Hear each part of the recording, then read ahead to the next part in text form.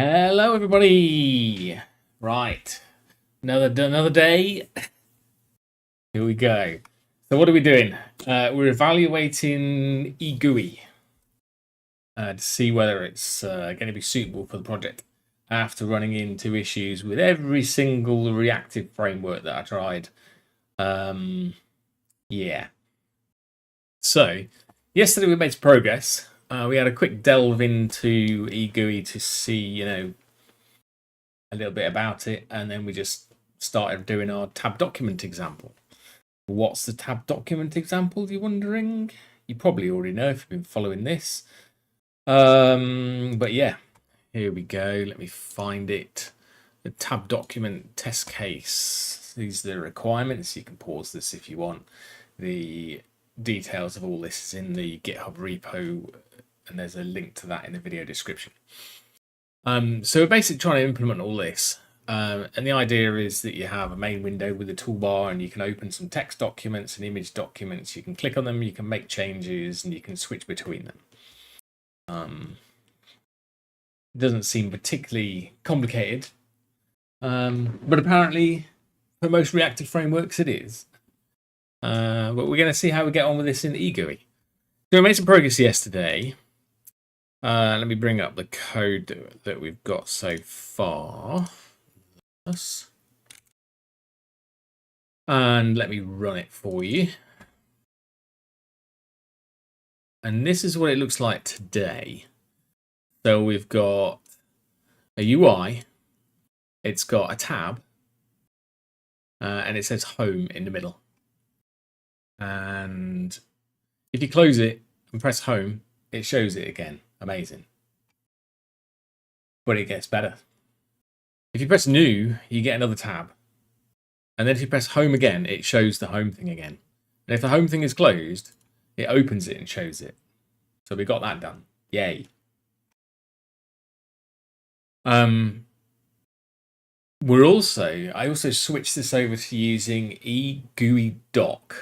But EGUI doc was only updated for 0.30 of EGUI, and EGUI 3.31 was released a couple of days ago. So for better or for worse, I'm using EGUI, well, the latest version of EGUI, because I don't think it's fair trying to review an old version, basically. But with that choice, there becomes problems, because then the crates you use are tied into the old versions of EGUI, which is... yeah. So part of my time yesterday was spent updating the EGUI doc crate so I could use it with the latest version. And anyway, it works. Ta-da! I did a pull request for that as well. And the author has seen it, which is good.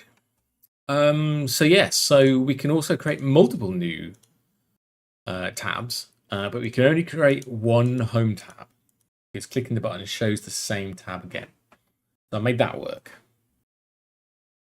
And it gets even better still, because EGUI doc has this nice window splitting system, which is exactly what I want.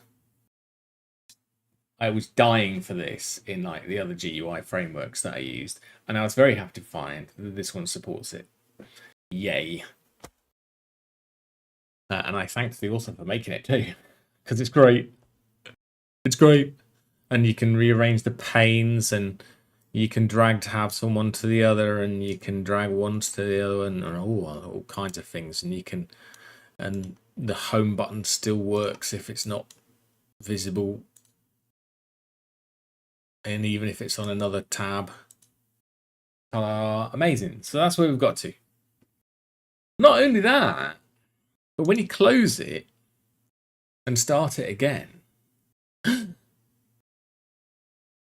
it actually remembers the positions of all the tabs and the ones you've got open, which is fantastic.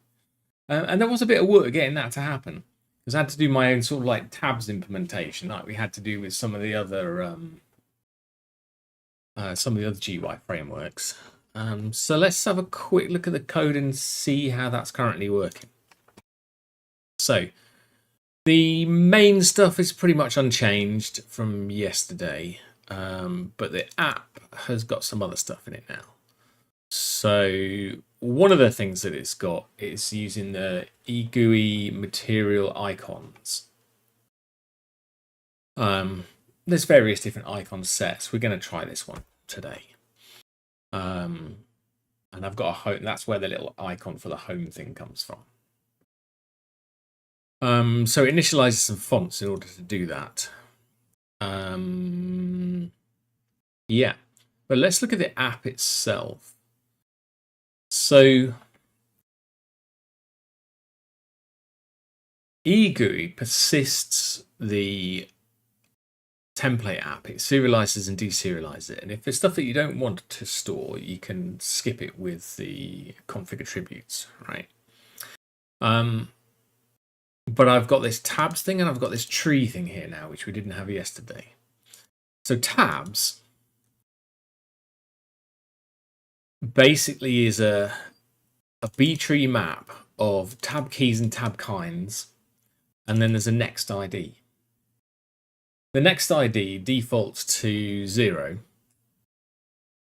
And then when you create a tab, it gets incremented by 1, and a key is checked in the B tree map to see if it exists. And if it doesn't exist, then that is a valid key. And then when you're creating a new tab, it uses that key to add the tab into the list of tabs. But if you always initialize this counter at 0 every time you start the app up, it's a bit of a problem because it'll end up reissuing the same IDs again. And yes, I did find that out the hard way. Because yesterday I had like an atomic U size, which was always 0. And then when I persisted it, quit the program, started it up again, and then opened new tabs, I was getting errors because the state had an old tab ID, which has been previously issued. And now a new tab has been created with the same ID, and that was a problem. So we have to persist the next ID. That's quite important. Each of the tabs also get persisted, and the tabs are kind of dumb. They're just basically just like an identifier and an enum and a little bit of state in the enum.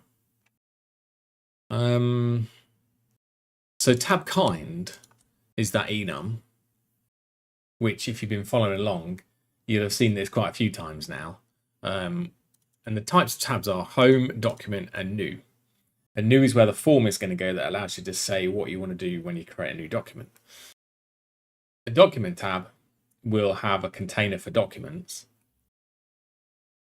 So it should be possible to render a document without it being in a tab. But to put a document tab on screen, you need things like an ID and a few other bits and pieces. And also to create tabs, you need to create the user interface for that tab, and you also need to create the label for it. So we've got a trait called tab, which currently has 2 methods in it, one called label and one called UI, which looks very similar to the other ones that we had in Cushy and other apps that we wrote. The label returns a widget text, and the UI is basically where all the UI code goes. So instead of in the reactive framework, we had like make widget and things like that, where it would build a user interface. In here, this is where the user interface is reconstructed and manipulated as well, because it's not a reactive one. So that's why it's got a mutable self in there. And it takes the UI as an argument. And sometimes tabs need to know about themselves, so you give them the tab key. And then we also had to implement a tab viewer for the tabs, where the ID comes from the tab. If you don't implement that, it comes from the label, which is no good. Yeah, and then basically we just delegate the title and the UI to the enum variants.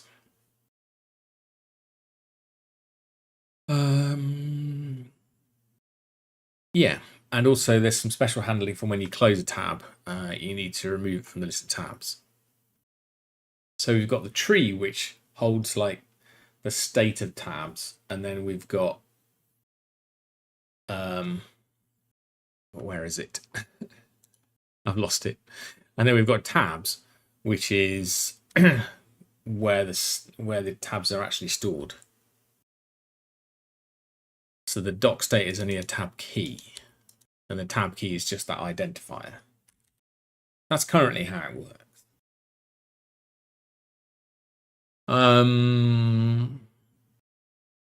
Yeah. Right or wrong, that's currently how it works. I wasn't sure whether doc state should own tabs or tab keys, but it feels like it should own tab keys and not tabs, so that's why I did it like that. And this magically all works. And then let's have a look at how the main UI is constructed.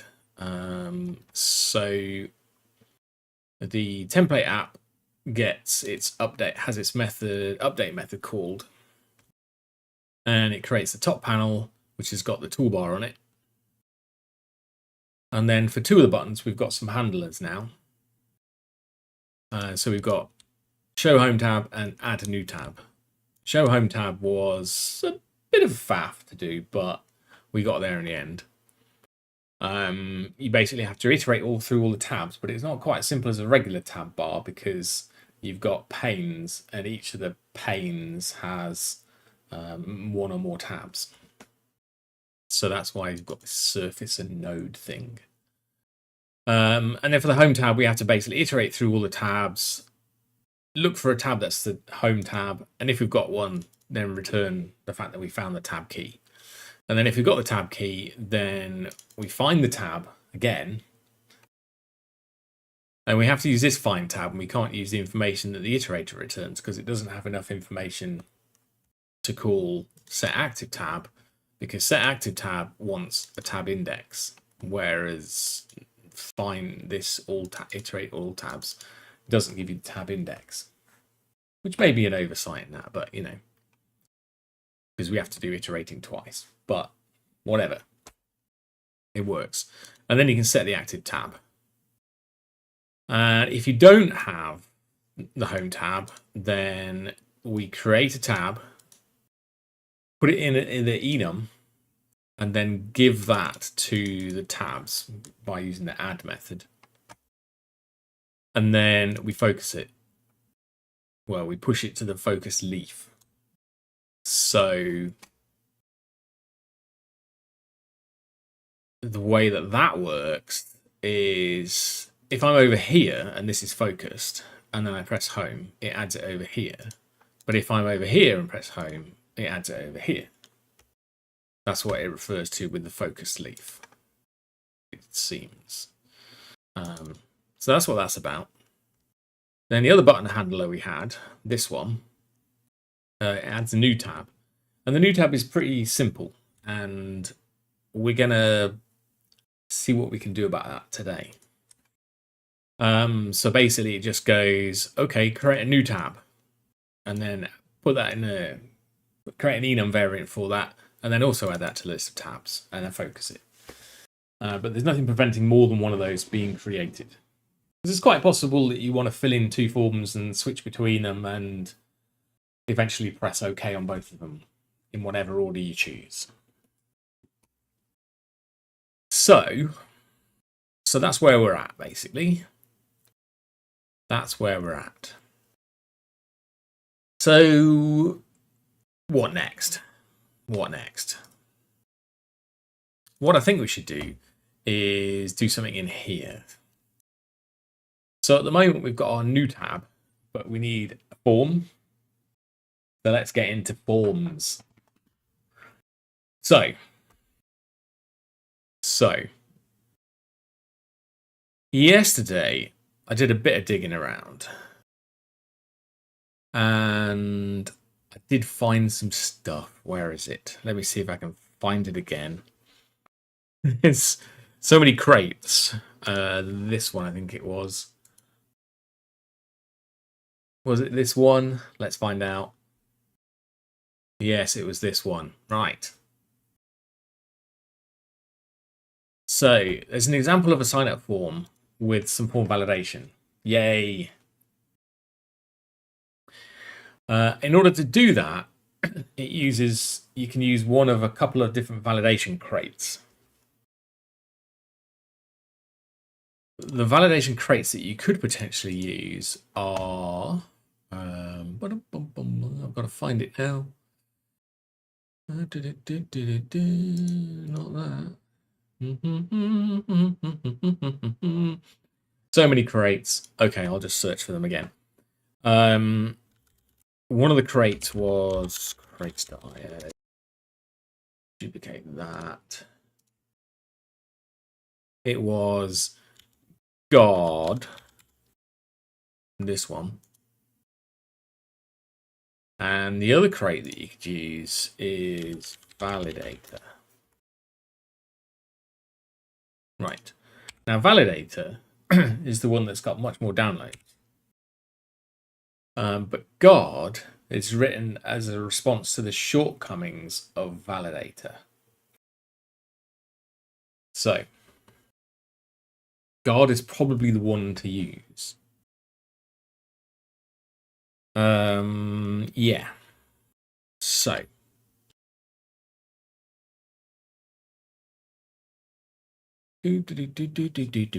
form this one.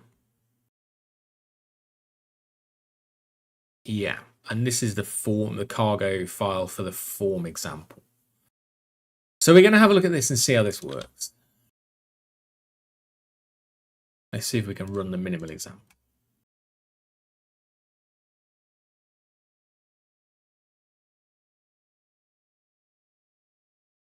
So we've got a form. Yay. Okay then.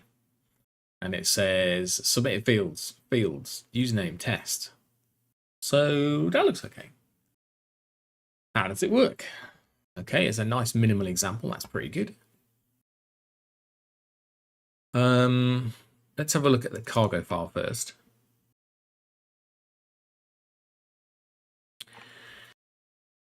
And the form minimal, let's have a look, is using guard. Okay.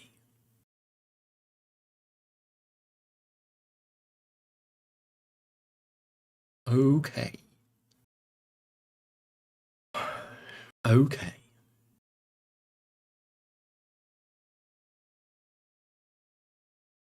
So let's see if we can do something with this. So the idea, I guess, is that you specify some place to hold some state with a string. And notice here there's not like any dynamic and then string. You've just got a string. And this is one of the key differences between reactive frameworks and immediate mode frameworks, is that most of the time you've got access to some mutable state and you just run with it. Whereas reactive frameworks, you normally have some kind of signal or hook or dynamic or lens or something like that before you can actually get to your data. And then what happens in those systems is that you have a reference to the dynamic thing, and then they have a bunch of subscribers, and the subscribers do stuff when things change, which is all well and good. But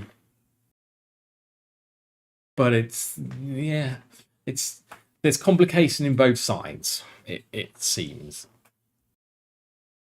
So you have to choose your poison. So yeah, so we've got some fields. Okay, so let's use this as a reference and then see how it works. So main goes form UI, it calls the method, and it passes the UI over to it. A new form is created.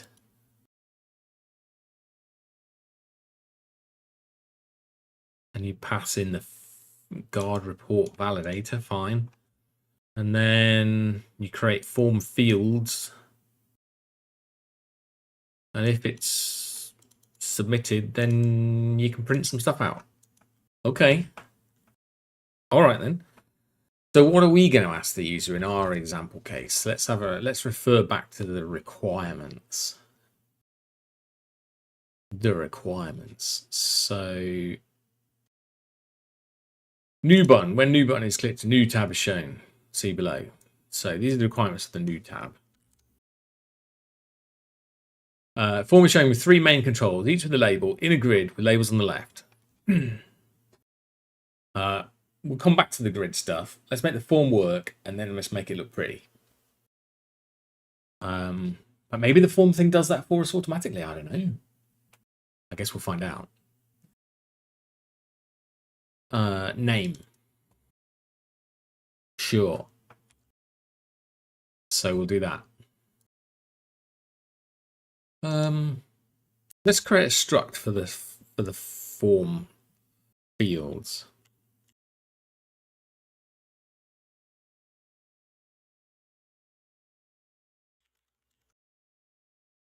Okay, fine. We've got one of those.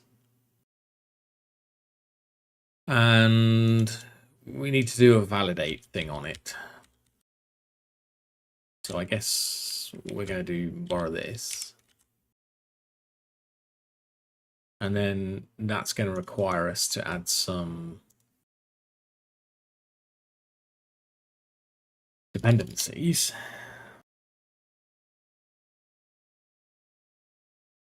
And we're using my updated Hello EGUI set of crates, which works for 0.31, which is why we're doing it like that.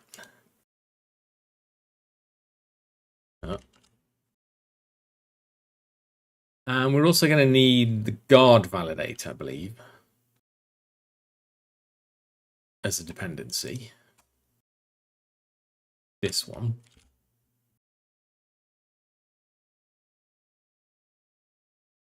And therefore, probably we need some... Oh, not that. And then we probably need features guard validator. And then that should add the guard dependency, which we should be able to hopefully import. Not sure. No, we still need to add it separately. It doesn't re-export it. Fine. So we do need that.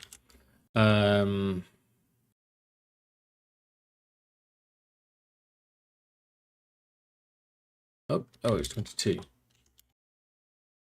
I misread it. Okay. Then we wait for the IDE to catch up. Come on. What are we missing here?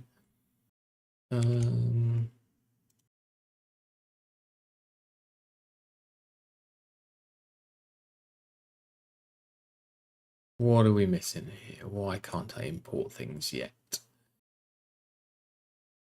Not sure. Is it just being slow? No. Okay. See if we can find where that's coming from. Guard validate, yeah. I added that. Is it just my IDE being funny?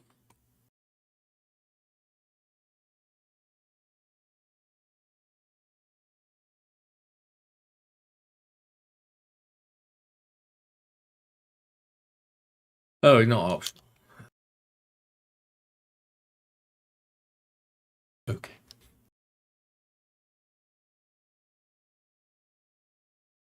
What about now?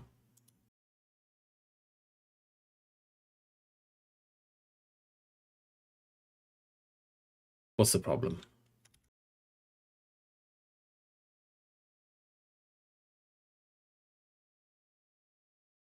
Why don't I get my option to import it there? Is it only a trait without a derive macro? Yes. What do I need to do to make this work? Unexpected weirdness.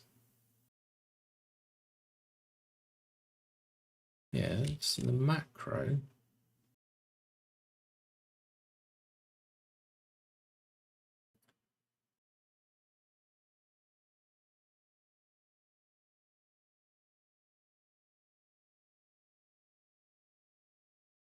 Oh, there's a feature. Right, there's a derive feature.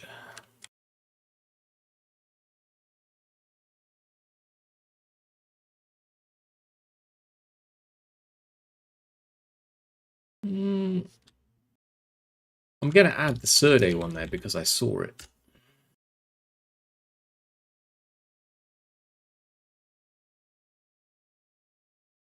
You can find out more about that a bit later. We will.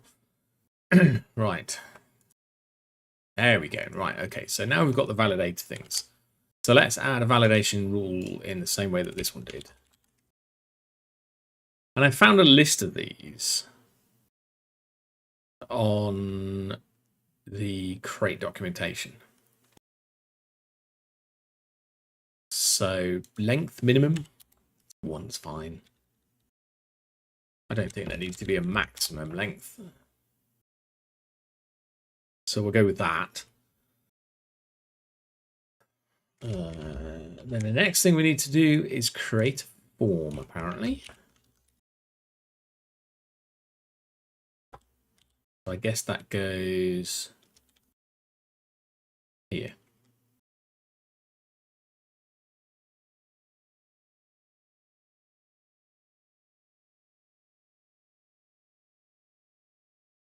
The fields validate. Let's have a look at this. So where's it? So the fields is passed in here, and that comes from here. Right. So we need to do something like that. So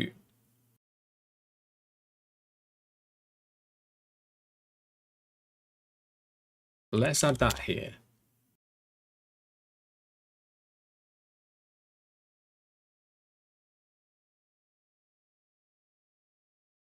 Now, I'm not entirely sure whether all this stuff belongs in here right now.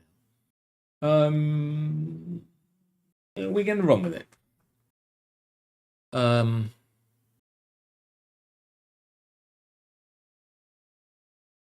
It's probably okay, but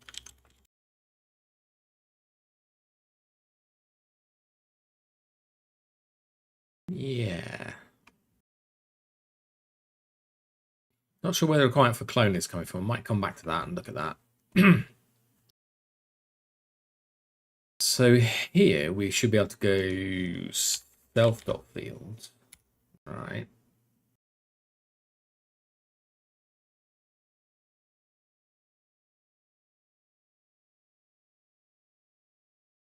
Maybe.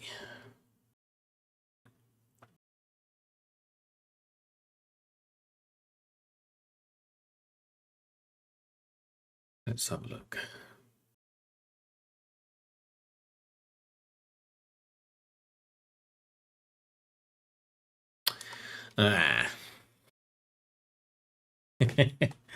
Expected a result of a unit with a report, but I think there's like some version problem going on here. So we're going to have to dig into that probably. I bet it's because I picked this.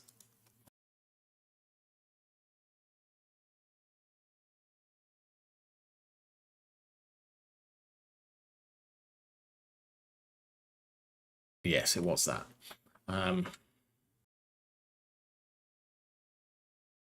Let's go into this.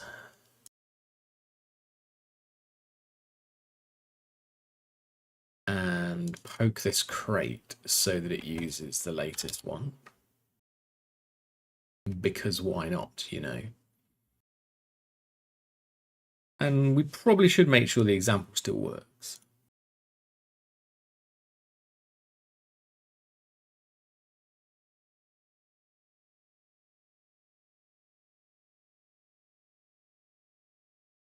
Let's have a look. Not that one. This one. I mean, it does stuff with validation, right? So, yay.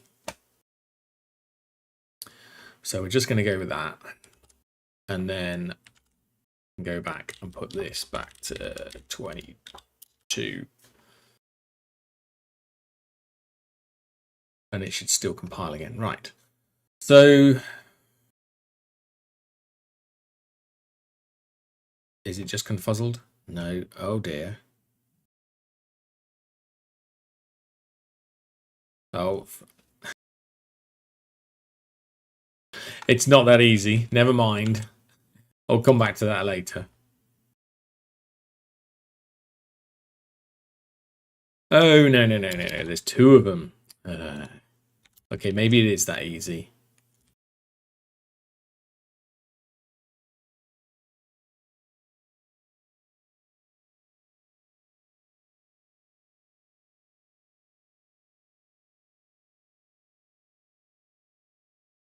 Sometimes when you update things, you get breaking changes, but it doesn't look like there are any in this case. But maybe there are still. Maybe we should just go with the old one for now.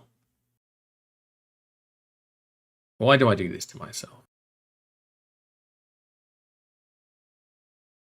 Okay, clearly there's something a little bit funky with that. So we're just going to go with the old version.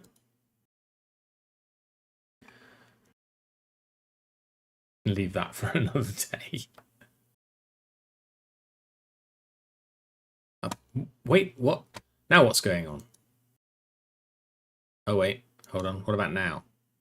No?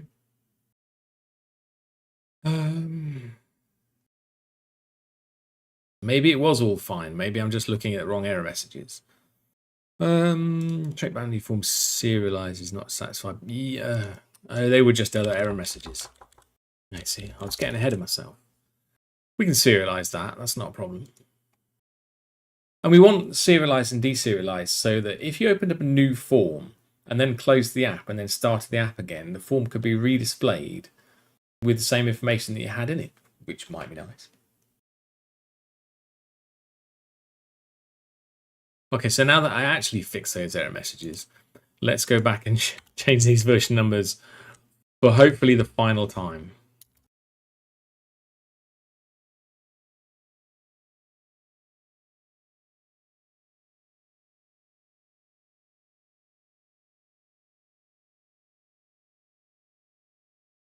And our survey says, yay.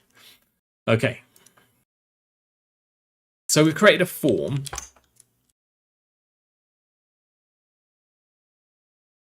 Now my IDE is confused. Let's synchronize this. There it goes. I was worried there for a moment. All right. And then we'll go back to that example. And then it says you're supposed to create a field. So we'll borrow that.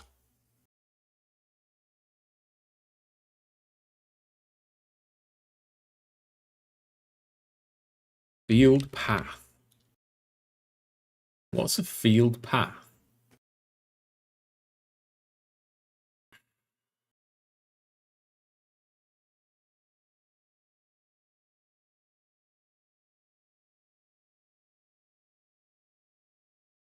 Is it how it maps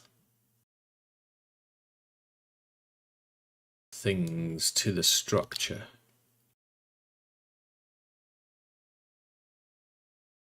I don't know what that is.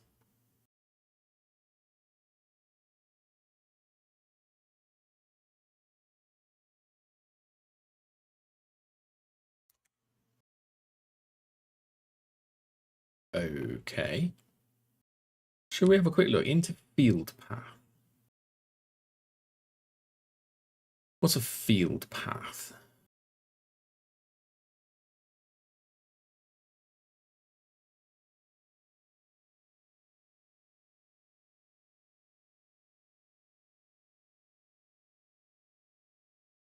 Okay.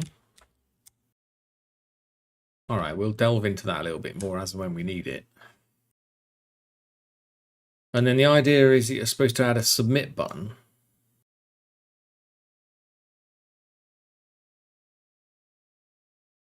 I guess we don't need a label anymore.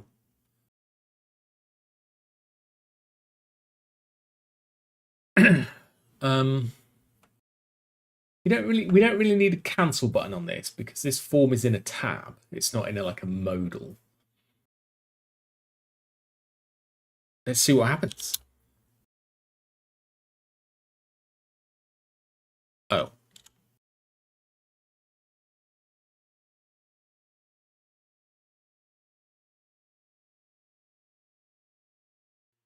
Yeah, I mean, we could do that.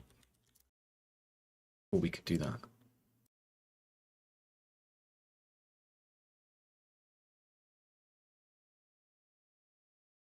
So, new. We've got a form, but it says username on it. Let's fix that. And then here we're going to need to use our translation macro, which is going to be what? Form, new. We've already done this somewhere else. Let's go back to the pushy example. New tab. And this is where we created a form in Cushy, so we can contrast and compare at this point as well. So in Cushy, we created a label, we created an input, we created some validation rules, some hints, a placeholder. And that's how we did that.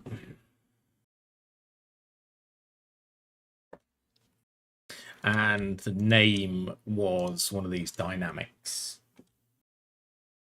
But let's have a quick look at the translations.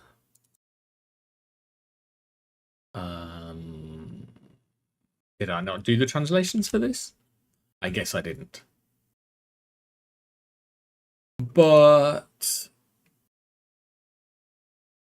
we've got another source for reference, which is our actual real world app that we were trying to build. No, we don't have the same form on that, so we'll ignore that. Fine. Translations. So this is going to be, no, not the Cushy one. This one, the EGUI one. Form, new, and then what, name? Yeah.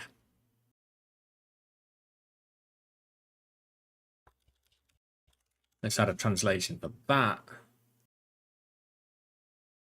My translations. Where's my translations? I've lost my translations. There they are. Name. Let's see if that works. Okay, so let's see what happens if I type in test, right? And then close the app and start it again.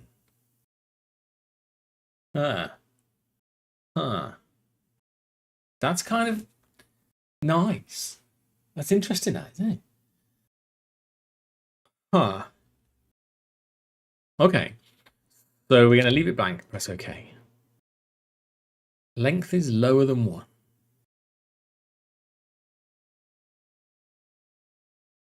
Would now we've got a problem.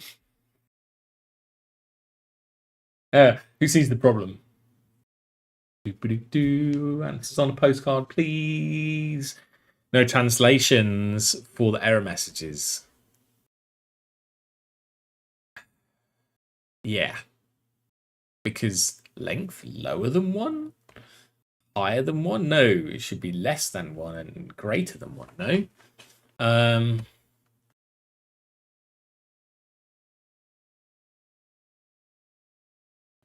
Fine. How do we fix this? How do we fix this? That's the question. Where are these error messages coming from?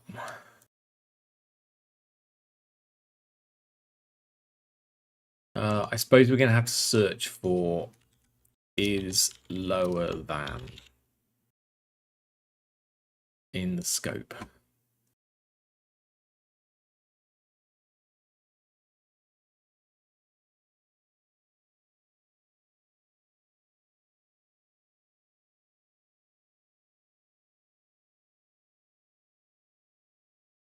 Yeah, some guard derived stuff here, but where we could look at the documentation for that.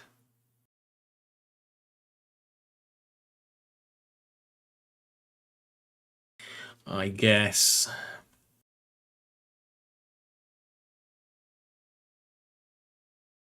Is it this? Yeah.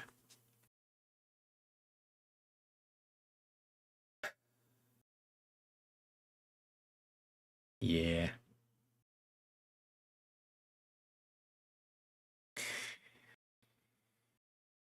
I guess this is the problem with the derived stuff.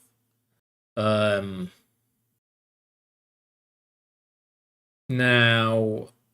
derive was an optional feature for guard, wasn't it?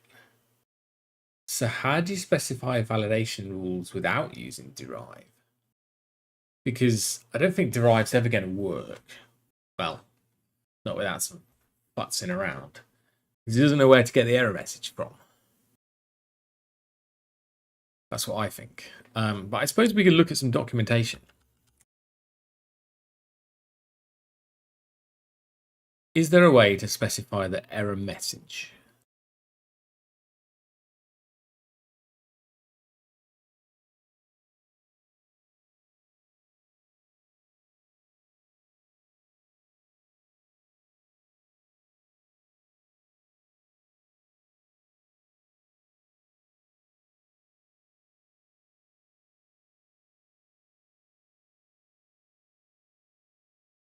There is a way to specify a custom error message, which is, I guess, is good.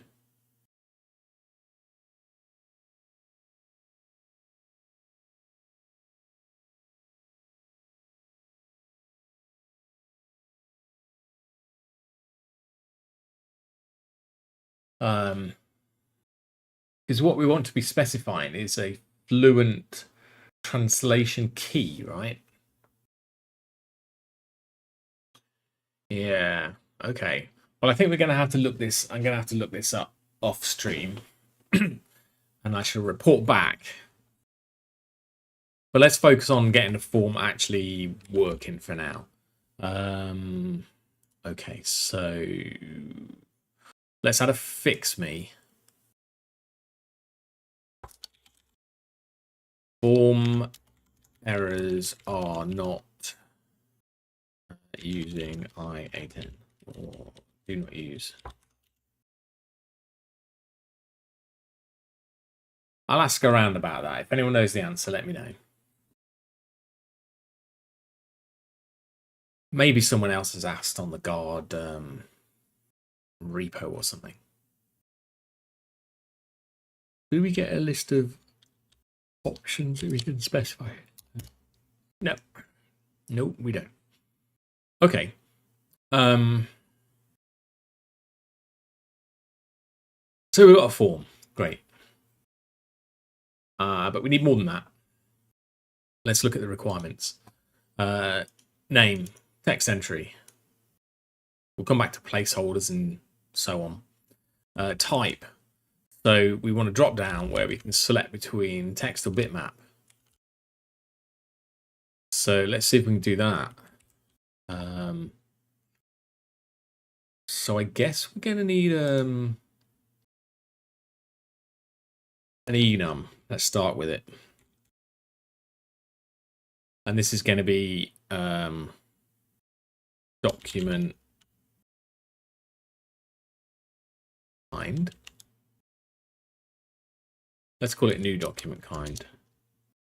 And we're going to go text or image. Now, I've no idea how to create drop downs in EGUI yet. Let's see if we can find out how to do that. So this is the EGUI demo app, which is very complete. I will say that compared to like Iced or Cushy or any of the other GUI frameworks that I tried prior. This is definitely the most complete one that's out there.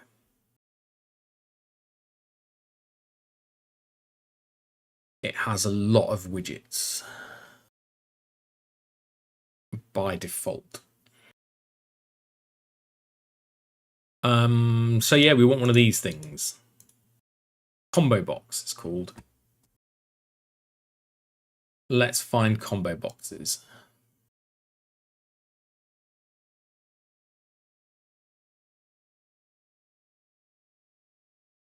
Demo lib. Widget gallery. Combo. With a capital C. Turn off my case sensitivity. Okay. So this is how you create one, apparently. So let's just borrow that. Paste it in here and have a quick look. So over here, this radio thing was what? An enum. Called enum. Fine. Which needs to be serializable, apparently. So that's fine. We can come back.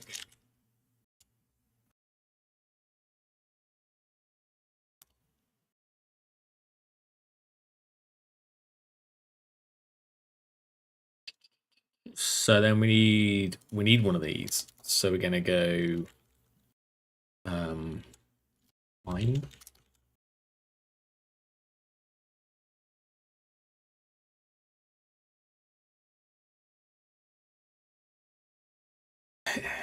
I'm probably asking too much here, but the problem is there's no there's no default for this.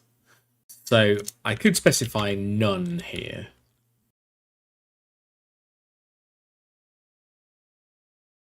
For the UI. And I guess that might make sense.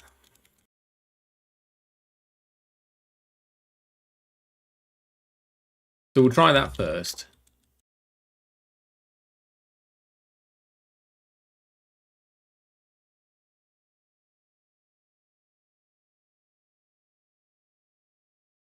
And then we'll go from there. So this will be self.fields.kind.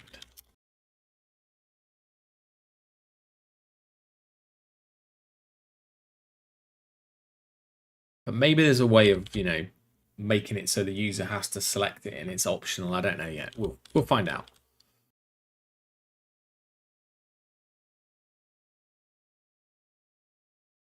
NDK.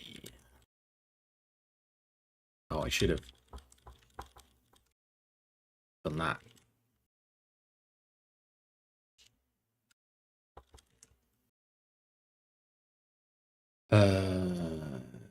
Image. Text.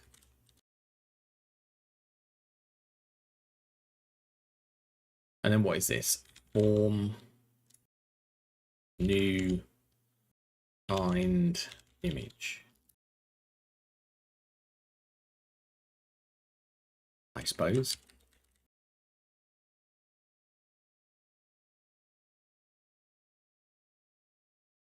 Next. And none. Add these to the translations.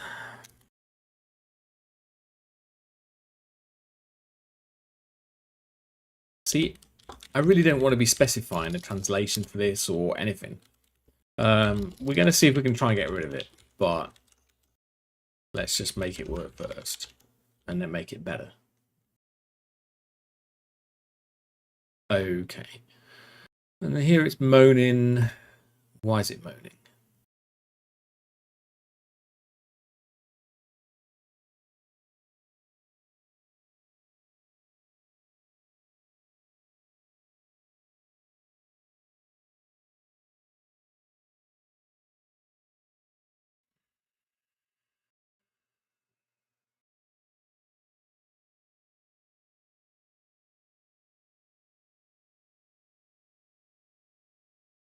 Okay, we need to rejigger this so that it's in a form field, I guess.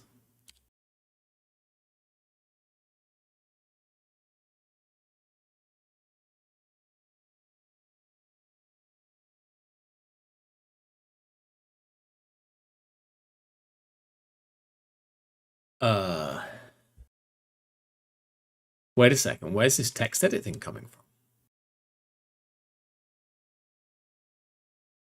Okay, that's fine. So I suppose that goes here.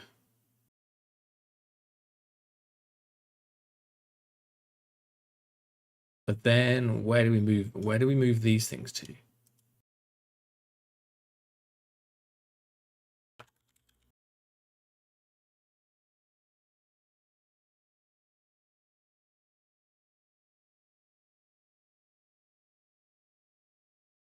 Oh, we've got to deal with this somehow. There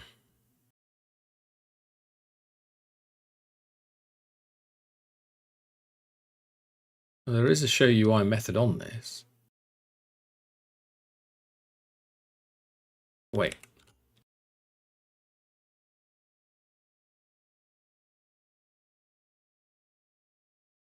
Yeah, there was before.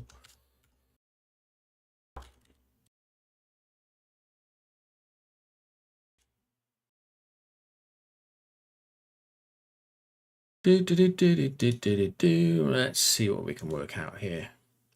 Yeah.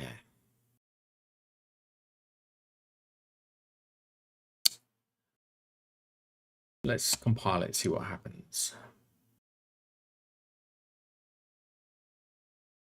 Okay, I suppose. I don't know. What? Is there a required? Let's guess and see if it's right.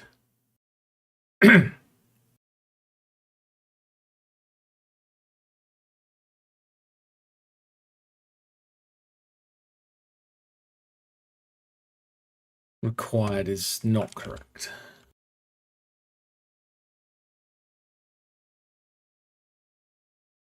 Well, I mean, what could it potentially be for an enum?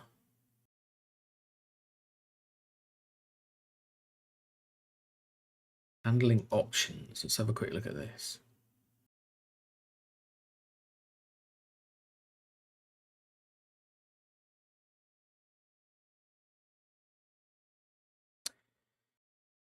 Let's try and get rid of this none thing because it's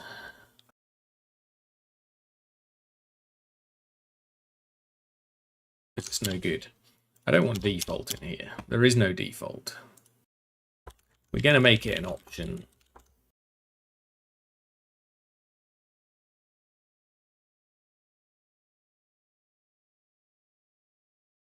And we're going to see if that does anything useful. We're going to get rid of that. And corresponding translation.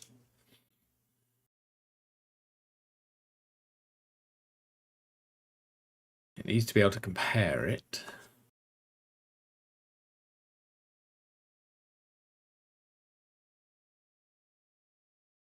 Which is fine. And then it's complaining that there's a mismatch type, but it wanted an optional one.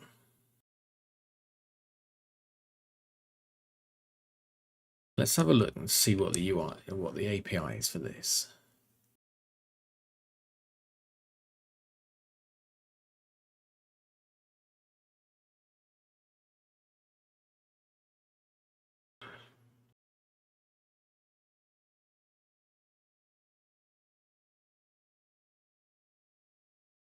Yeah, I had a feeling this might be painful.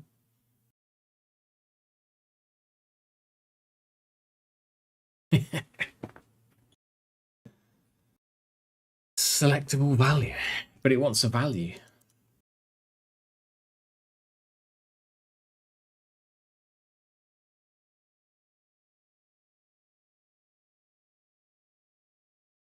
Which needs to implement partial EQ.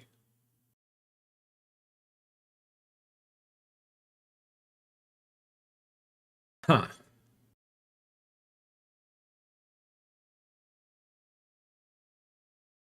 Hmm.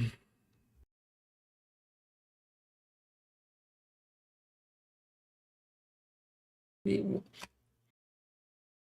don't understand why all the Rust GUI frameworks have problems with combo boxes. Are we going to have to use radio boxes?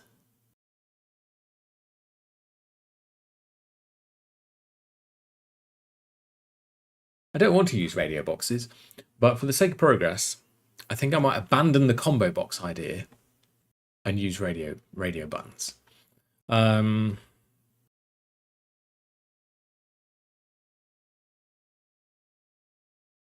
I want to display a combo box where the user has to use it to choose something. I don't want to default it to either an image or a text. I just want it to default it nothing. But the API doesn't let you. Now with a combo box, I do believe somewhere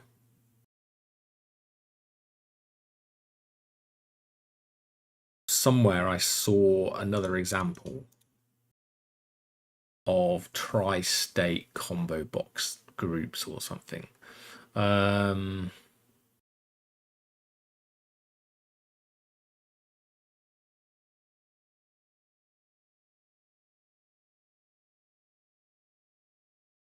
Wasn't these.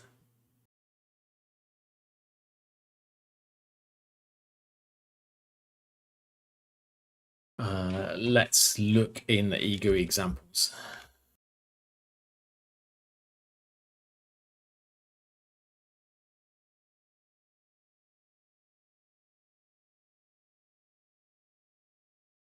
This one I found one somewhere.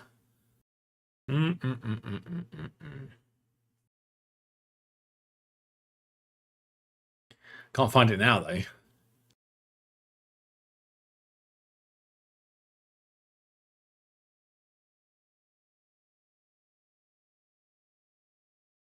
Shall we see if we can just do a search for it, I suppose?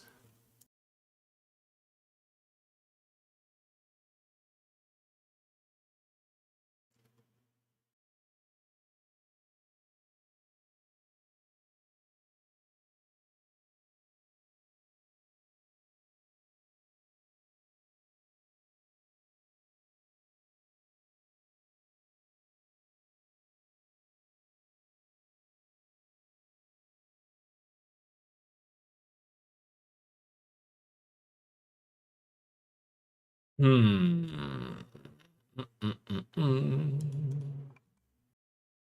know where it is now.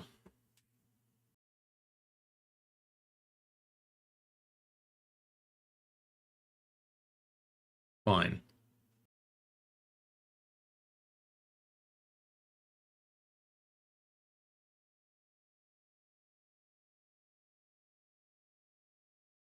Radio button. I want a radio group. Is there a radio group?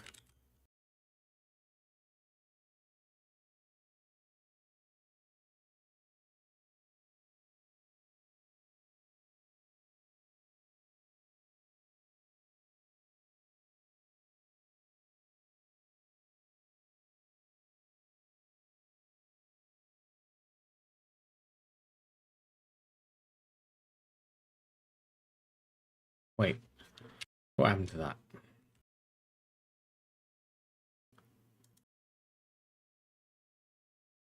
Aye.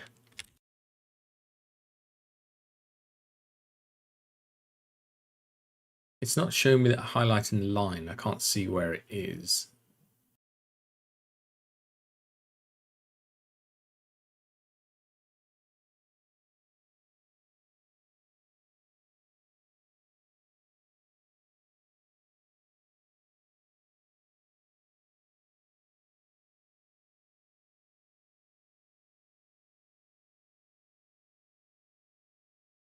Finally.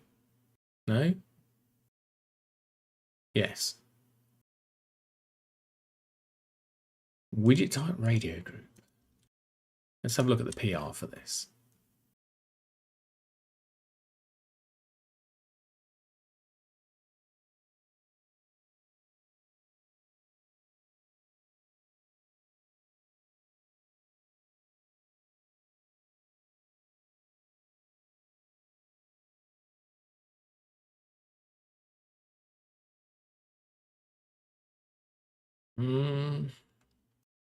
Doesn't really tell us much in the PR. Never mind.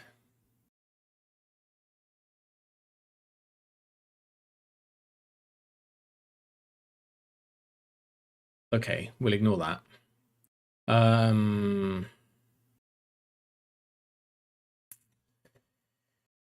Okay.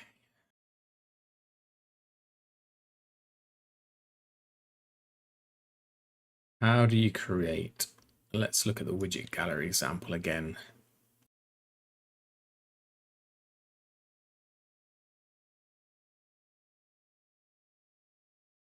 Wait.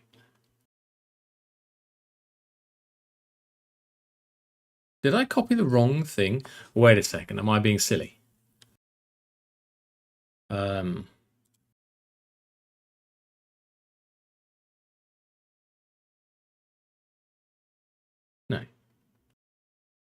Oh, but they're using... Oh, I see. That's why I was getting confused a little bit there.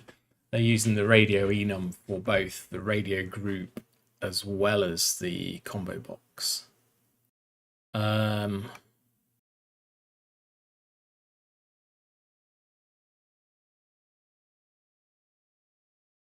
need to find that tri-state example because this is no good either.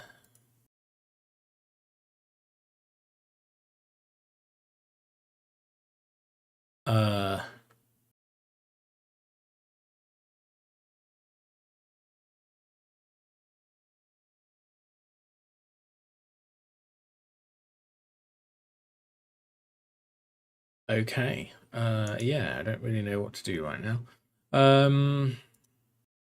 You got radio value or selectable value.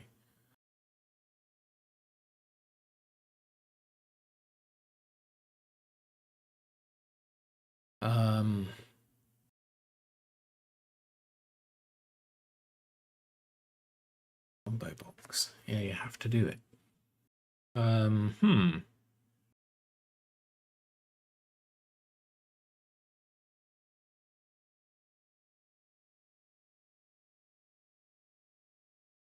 Someone else must want to have done this already, but I don't know. Close all the tabs.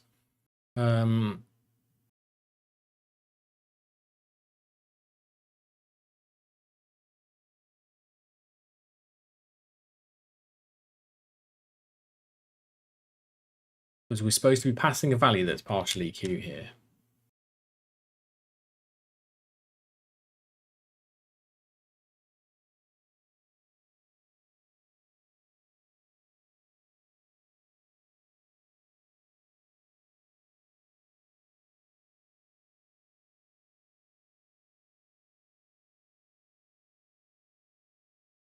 Do we just do something like... I don't know. I mean, can we specify it like this?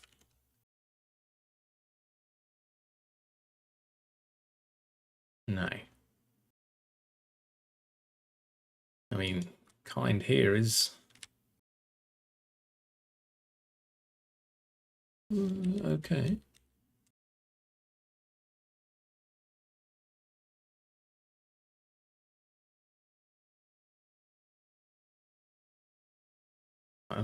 We're going to try it.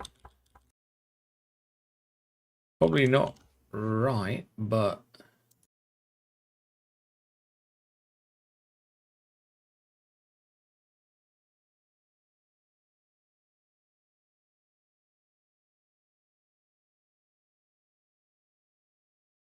yeah.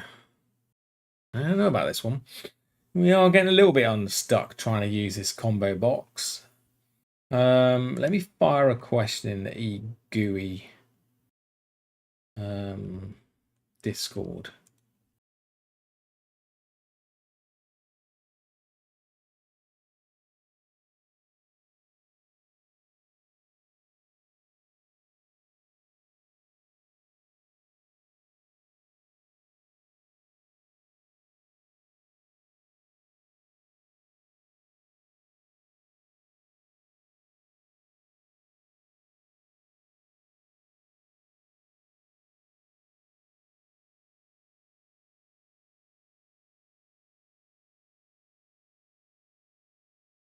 I'm asking, is there an example of using the combo box where there is no default option selected and the user has to choose something, i.e. option my enum?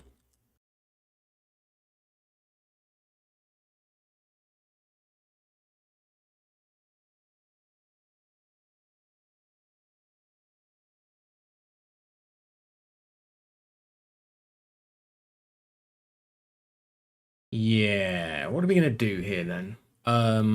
Let's just comment this out for now, because that's not working.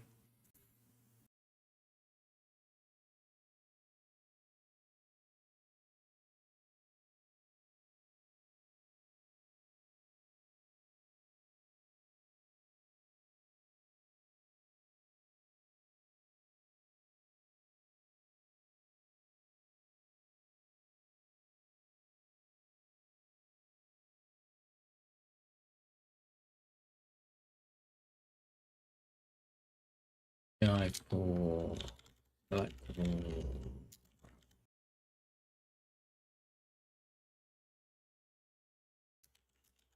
okay. Let's try using the radio group, but we've got the same problem with the radio group as well.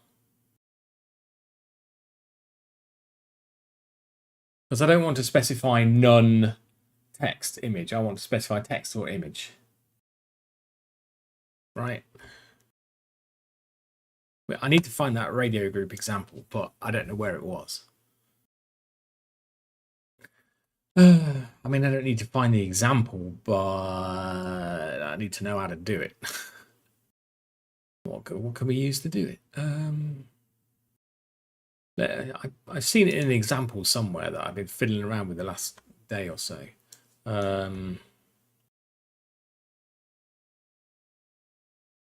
Nothing in that one. Wasn't in that one. Wasn't in this one.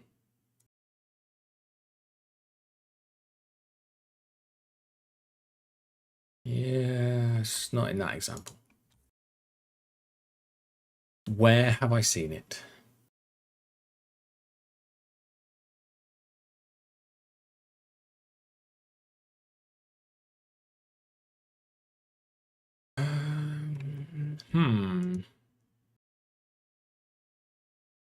No, I honestly can't think where it is.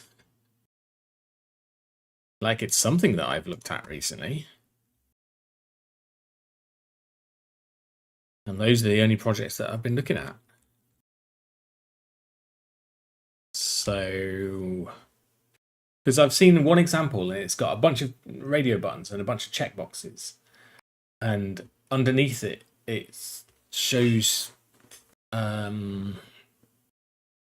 there's a group of 3 of them. And if you've got one of them ticked, then it shows something. If you've got none of them ticked, it shows a dash in it. But I don't know.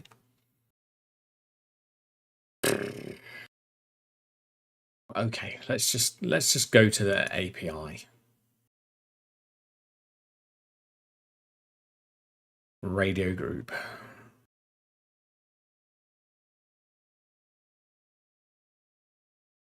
Let's see if we can find the widgets. EGUI source widgets.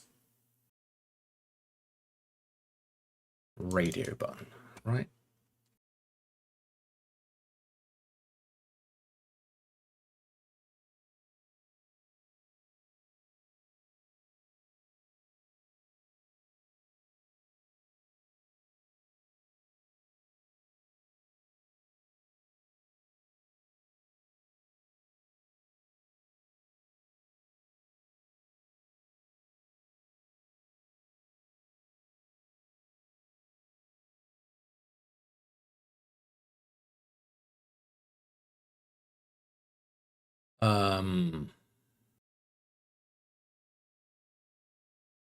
Maybe I'm missing something because I've just seen this little thing here.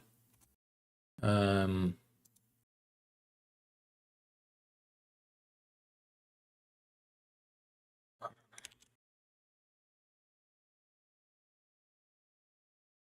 me uncomment this for just a moment. Is this selectable value wants current value as one of those?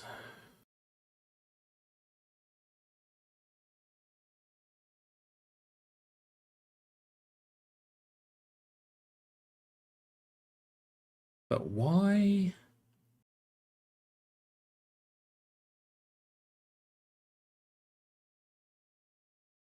Where's the combo box widget?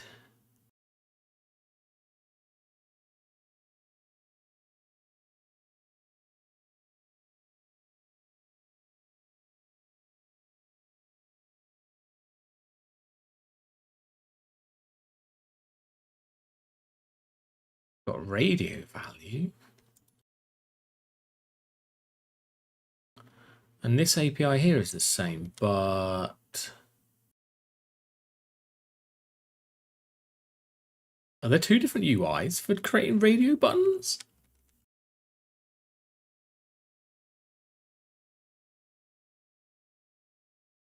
Okay, now I'm getting really confused.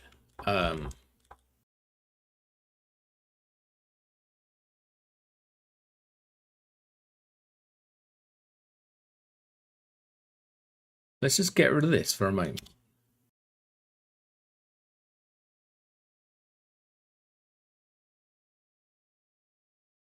And just try and compile this.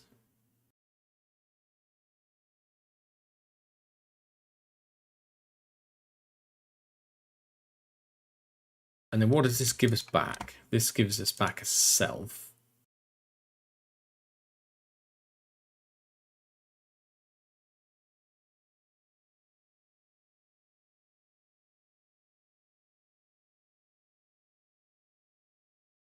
And what happens if we just call dot show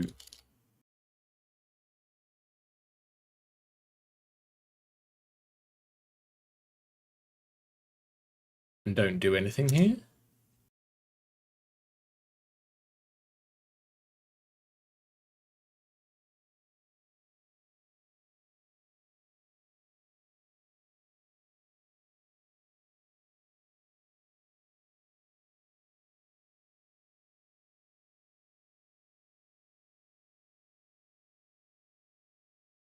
So then what are you supposed to do in there?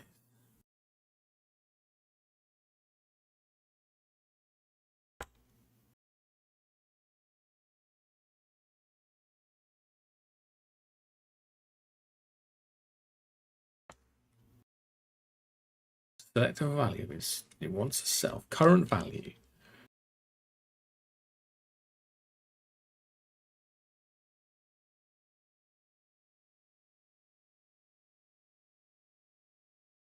For the radio buttons, it uses an expression which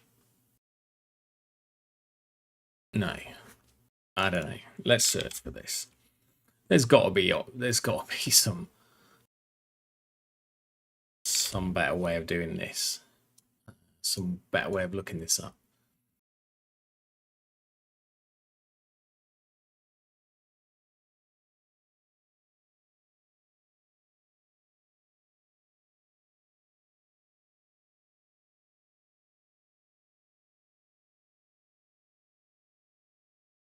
And then let's see how this works. Because this is passing self as the first argument. And this is because this implements partial EQ.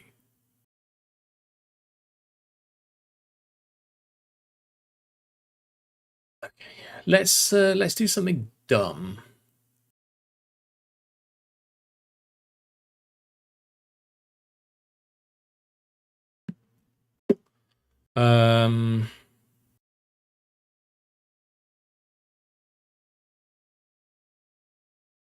I don't know, maybe just doesn't. It just none of what I'm thinking in my head feels right at all. Like I'm thinking about creating a new structure that wraps this new document kind, and then we use that new structure here so that it implements partial EQ. I don't know what to call it. Thing. It's going to be a struct, and we're going to move this into here, right?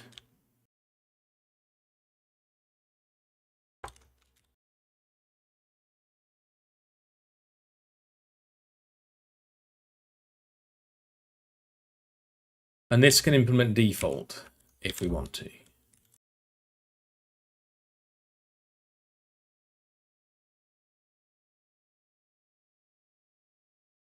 Because there's an option, which is fine. Right?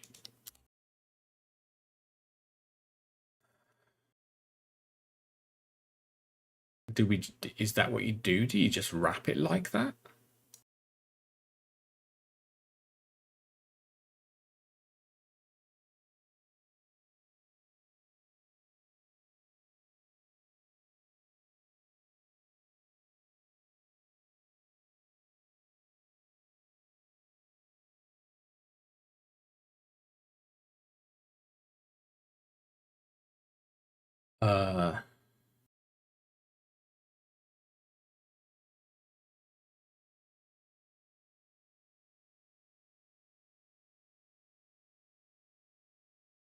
Selected value.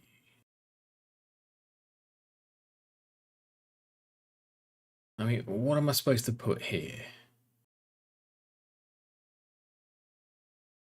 Do I need to implement deref for it or something dumb? It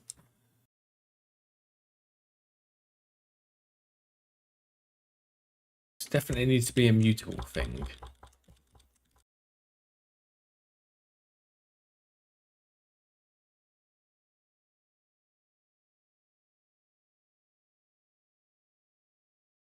Let's have a look at this.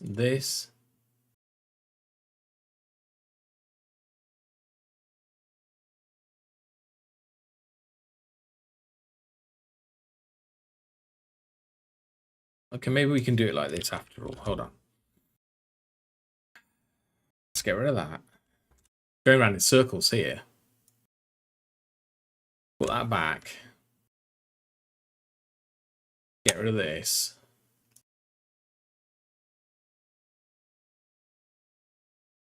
Put that back. And then instead of doing it like this, we're supposed to do it like this.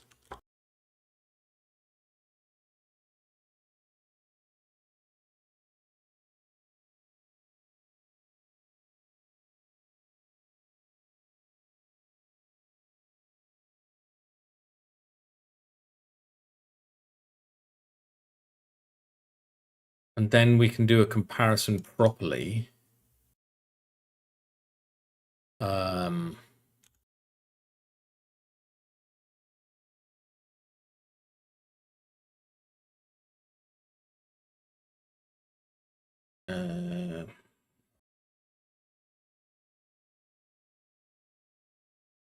How do we compare the value in the option?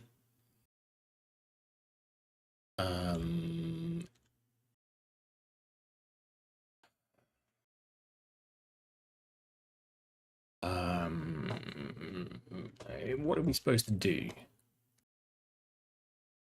Oh yeah, I suppose this kind of thing, right?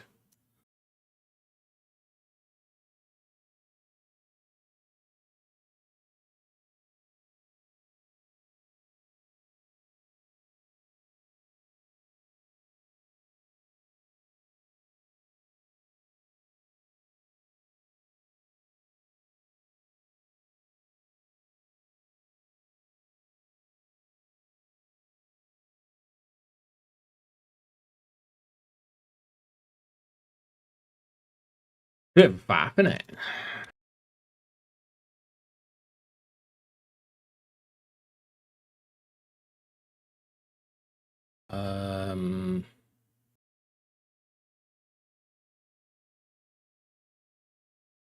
Oh, not self.kind, but self.fields.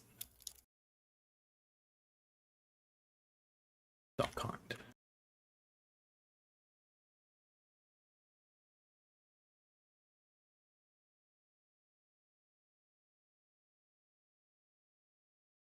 We'll just do it like that. It's fine. That might work then. Okay.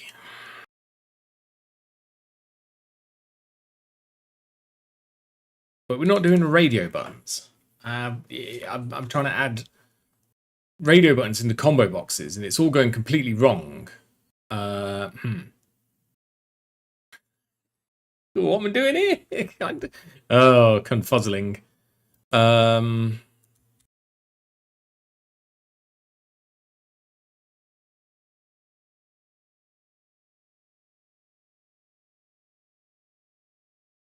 So am I supposed to be creating a...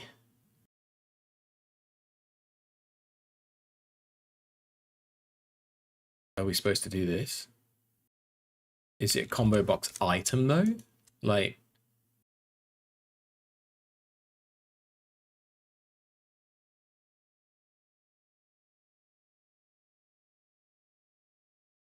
How does it group the things together? Let's have a quick look at... Where does this live? It lives there.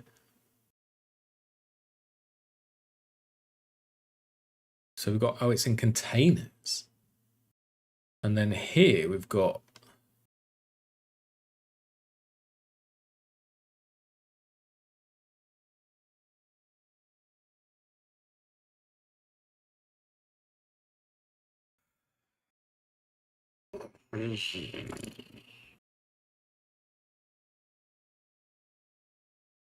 No.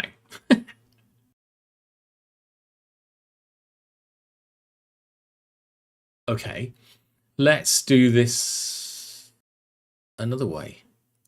So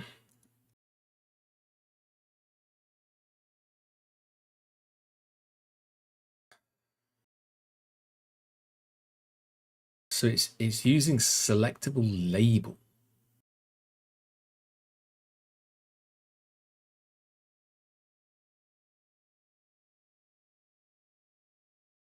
And then selectable label. Okay, so if we do this, am I the first person in the history of EGUI to want to do this, or is it, you know, just my imagination? So instead of doing that, we do maybe this. Checked.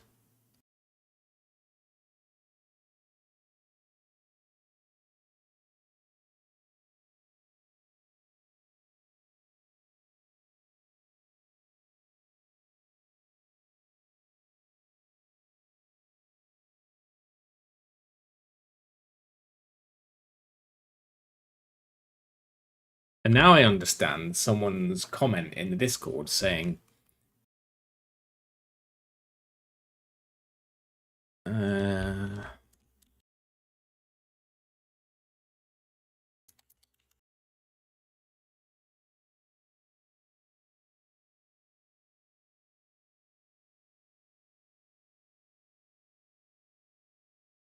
let me pop the link to this video in the Discord thing as well so that you can see it.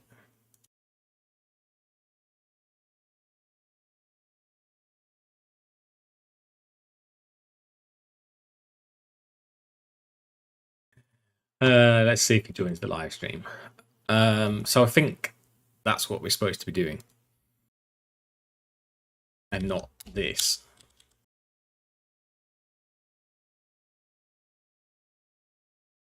And I've got 2 imports for this. We'll take that one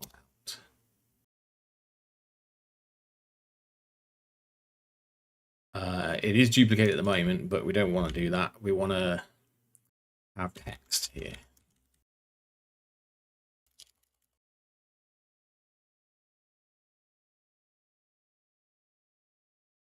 Let's see if it compiles. No.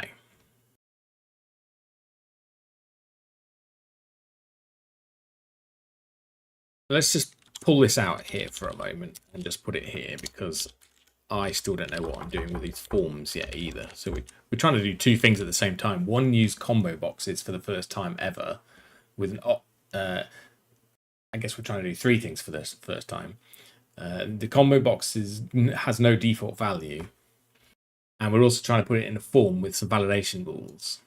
But you know, there's nothing like jumping in at the deep end, right? Okay, so the combo box code is apparently okay, but when we try and put it in the form field, we get a compilation error. So let's just see if it runs and does anything. So we've got, okay, it's backwards, so I don't care about that. None, image and text. Okay, and it's printing some. I wasn't expecting it to do that.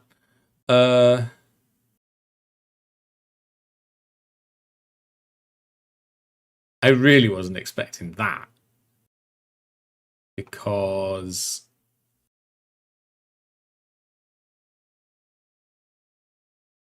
wait, what? Into widget text is the second argument for this, right? This thing is the second argument. Form new kind image, right? And that comes from our translations, which comes from here. So how is it printing some there?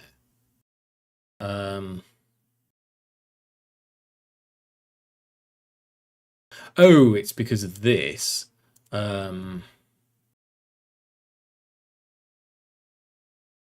Yeah, so we need to... No. What?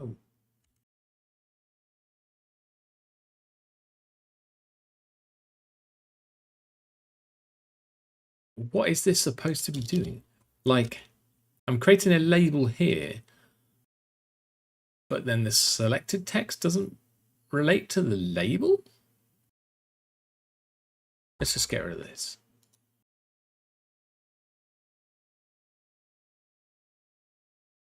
So now it doesn't print anything. That's what we want. And we want image or text. But once you pick something, it doesn't display it. Right.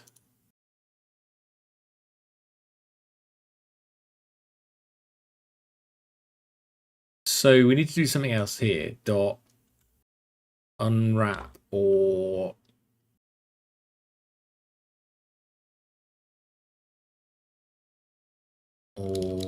well,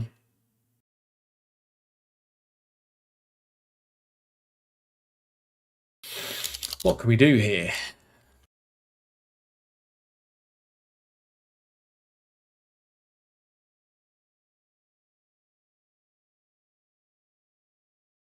I want to leave it blank. Let's just match it for now. Yeah.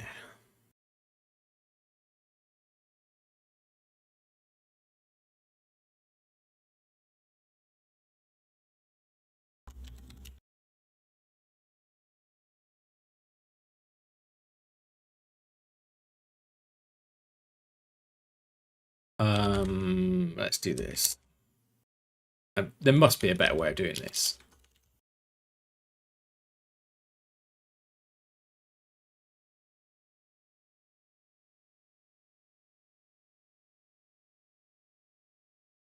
Well, I guess it's form common combo default, probably something like that, right?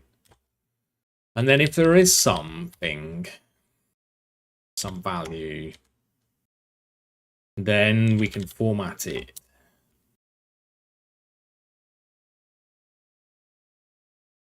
But I want to use this, which I've already given to the UI.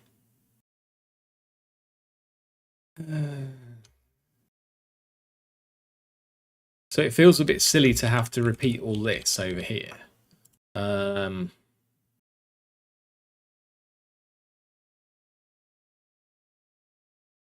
Because this, it feels like I'm going to have to do this, which is kind of mad. Pearl, you can use unwrap or something. Yeah. I still need to use the translations though, and that's where things come unstuck a little bit. Image. This feels very unwieldy so far. So does it work? No. Wait. And let's put this in the translations file.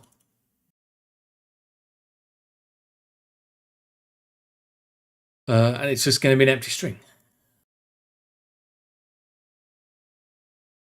So,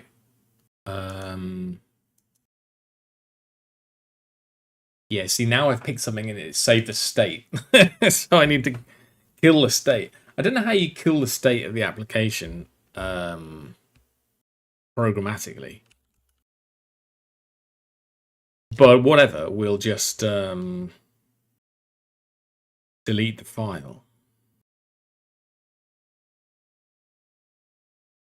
Goodbye. And we'll run it again.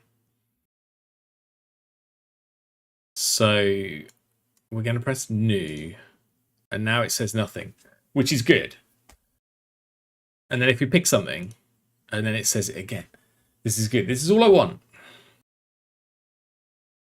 Simples. Right? I'm kind of curious to know if I am the first person that's wanted an optional combo box in the history of EGUI at this point. Right? Where my data is mapped like this.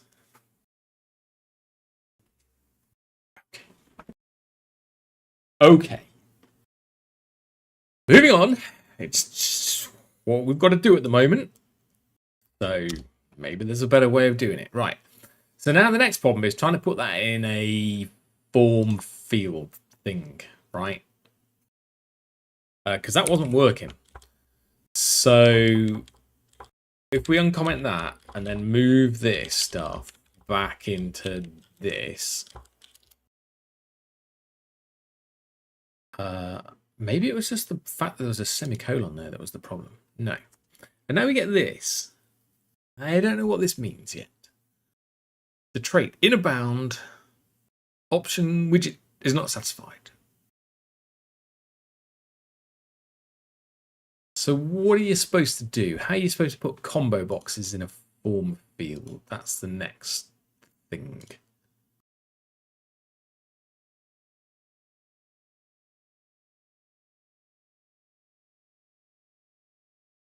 Right, so here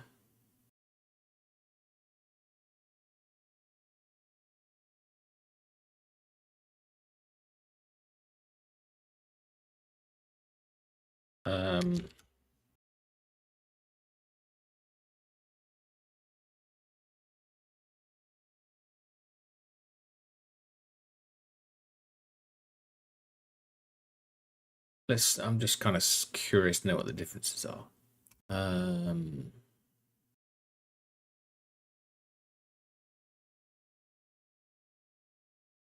So I guess can we even do this?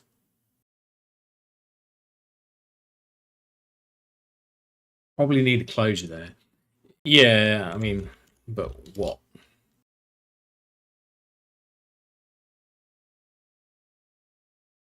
Okay, we do get that. So we get UI here.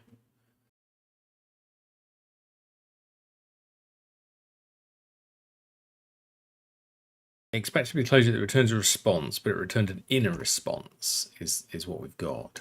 I just want to sort of compare it to what we get here. And then here we have something else entirely different. Let's see.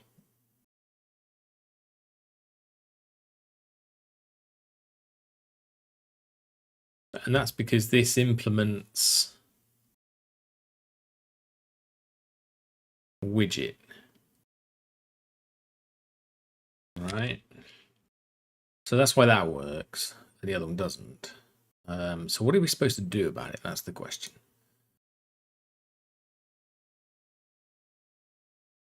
So this doesn't implement widget. Put in instead of your brace. is just foo.response. Really? You can just do that, can you? Oh.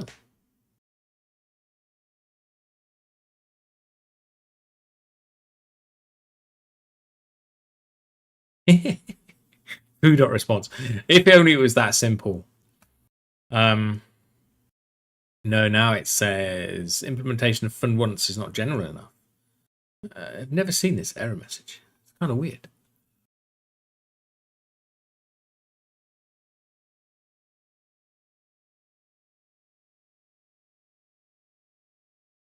This is a new error message to me. Never seen this error message.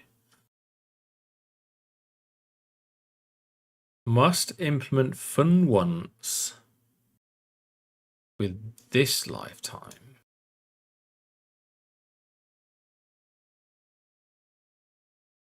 But it actually implements fun with a different lifetime for a specific lifetime one.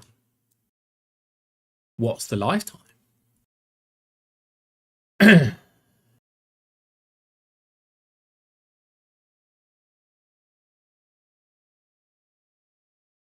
Is it because the fields are in self or something?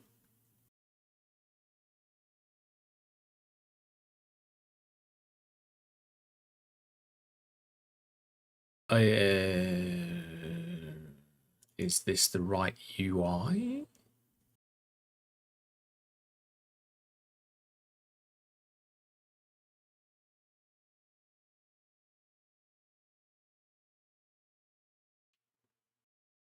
Show UI?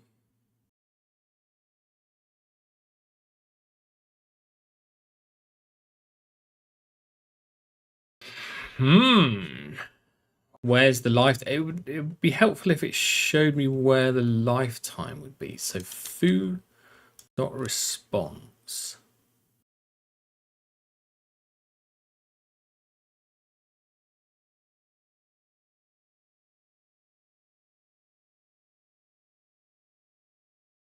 I don't know what a response thing is in this. So result of adding one of these. Yeah, I saw that, but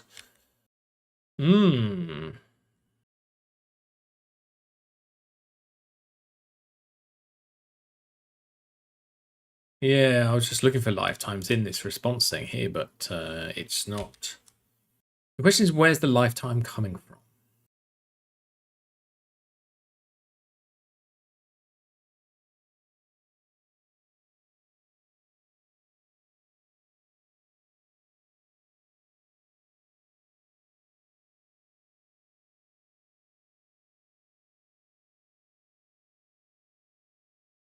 What lifetime is it talking about? It doesn't give this error message doesn't give me much help to try and find what it's talking about. So this foo is generated by this.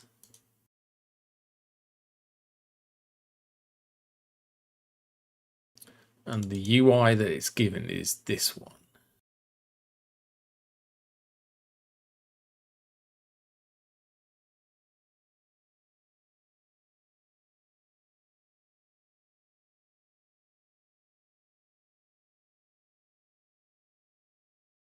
I mean, what else is there on this? There's so when you dereference it, it gives you this one.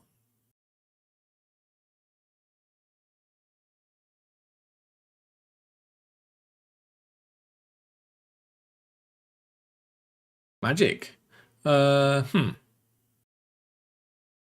Well,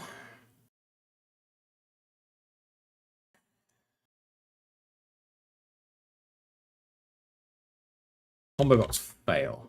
Let's just mark that in the sand. What do we do?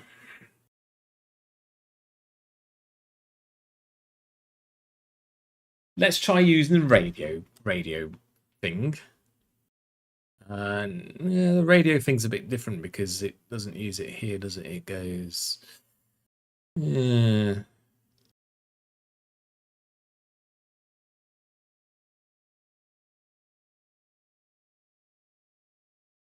I see. I'll keep the thing still so you can see it.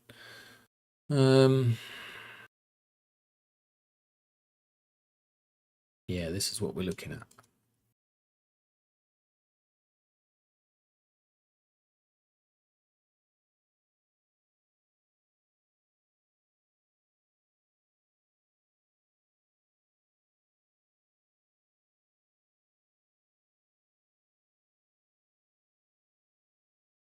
What does the second line say? It's I can make it. Can I make it bigger?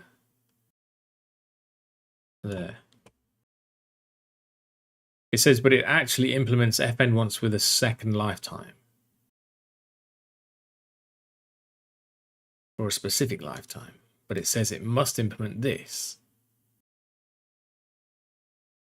It's talking about this closure.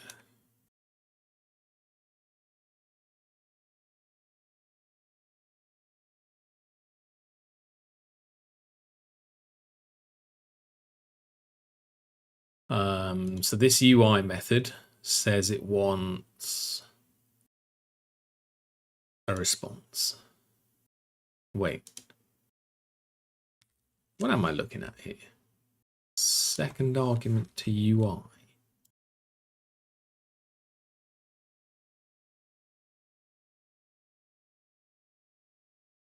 Wait, what?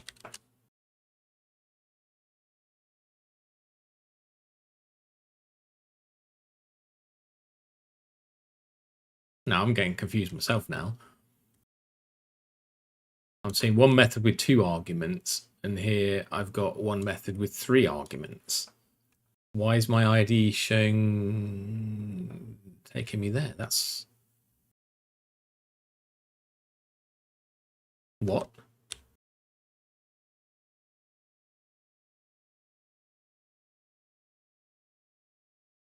Oh no, sorry, there is 2 arguments there. 1, 2. Content, something that implements widget.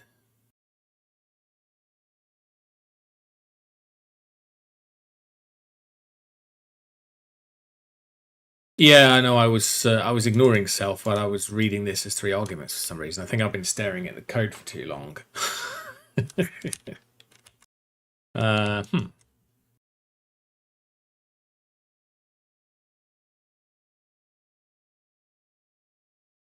But it's basically just something that implements widget. It doesn't even talk about lifetimes.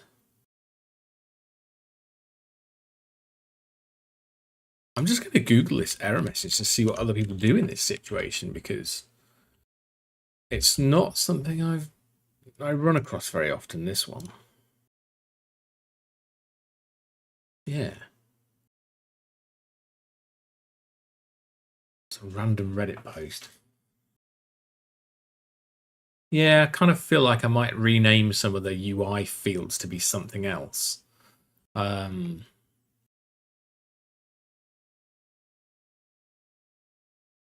Yeah, see, look, someone with the same message. And look, why does the error go away when he inlines the variable? Wait, what's the difference? Oh, yeah.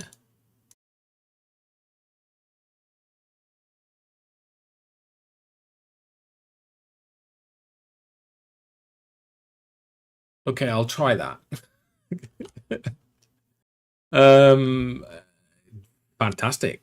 So if we remove the closure entirely and we'll dot response here and do this and this, and let's see what happens.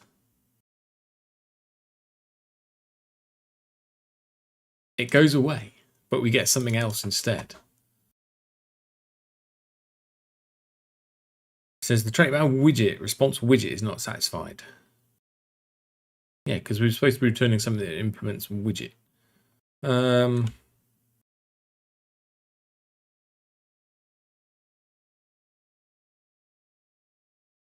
not supposed to be returning a response here. Response doesn't implement widget.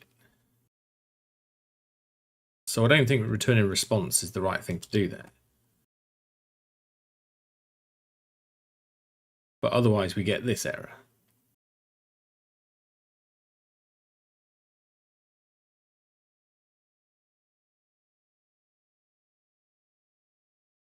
It's in use, that's why it usually gets passed to your closure. Yeah. Yeah, I understand that the UI thing gets passed around everywhere.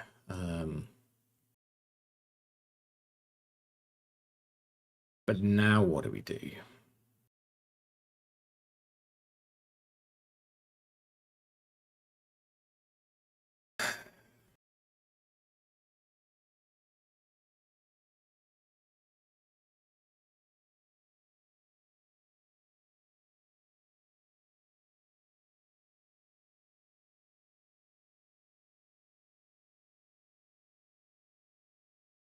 Yeah. Hmm.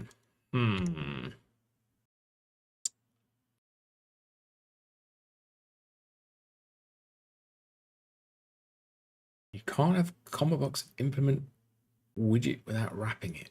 You see, I'm so much of a noob, I don't know what you mean by that. Wrapping it with what? Why do I need to wrap anything?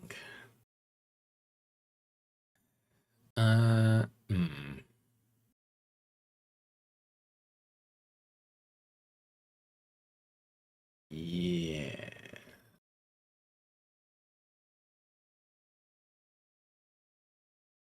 Wrap what? You can't have combo box implement widget without wrapping it, Pearl says. Combo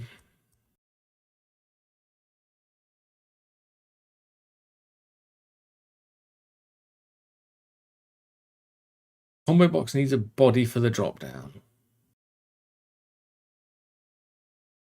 Yeah.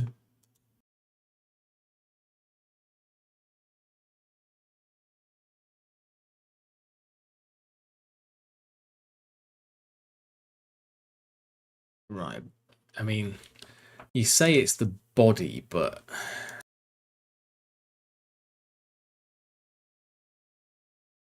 combo box is some kind of container.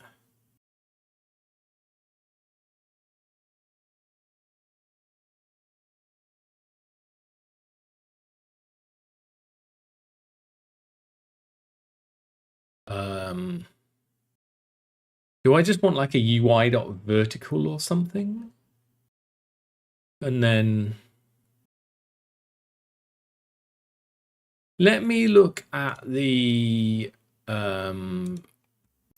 Flex example, form example thing here. Let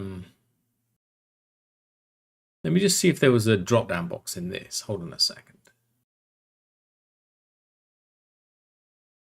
No.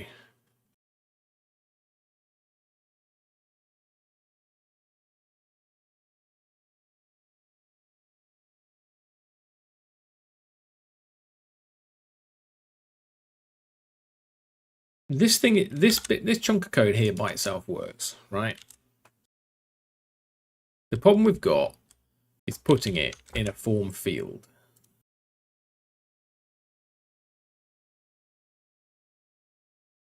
So are you saying that that this form field needs a container and that combo box isn't a container? Right.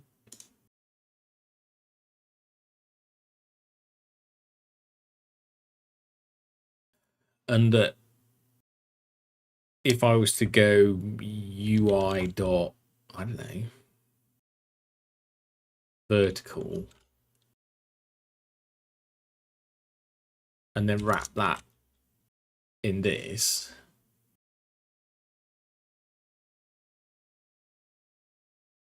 right, which still works because there's nothing in it, which is fine, and then try put in that. Oops.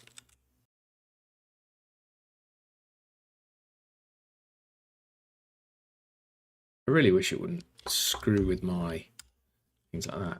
And then try putting that inside here. because this does implement widget, right? I don't see how Combo Box doesn't implement widget. It's a little bit weird. No. And you get the same thing in. So now we've got inner response of nothing.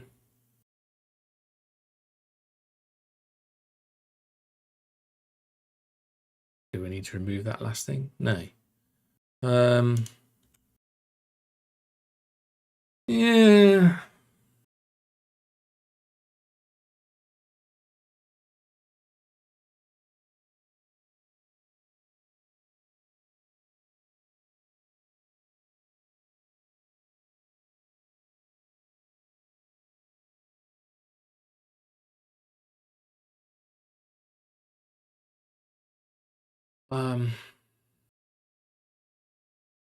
So that didn't work.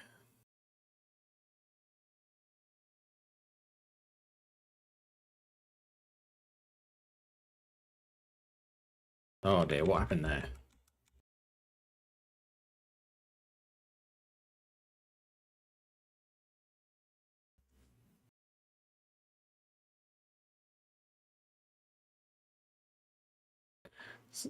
So you're saying you think that should work like that when it's not in a closure, but it doesn't. You go trait bound responsive widget is not implemented.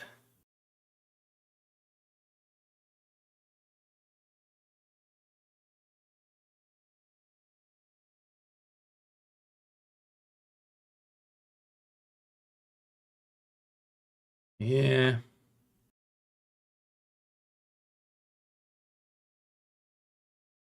Well, at least I'm not the only one that doesn't understand what you're supposed to do in this particular scenario. Right.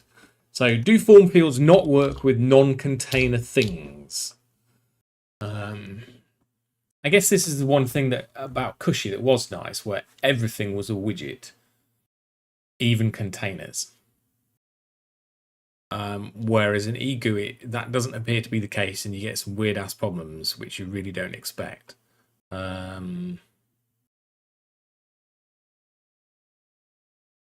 Yeah.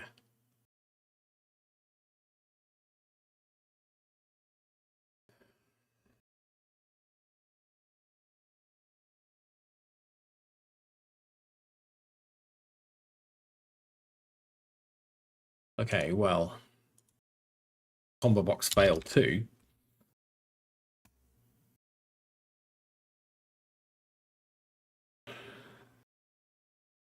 Callable by the form field, but yeah.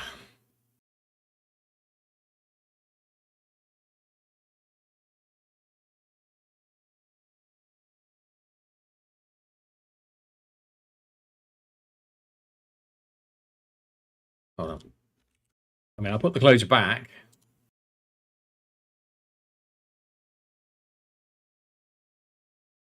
And then if we return the response there, then we get the lifetime problem. I'll just commit that just so that we've got a reference to all these.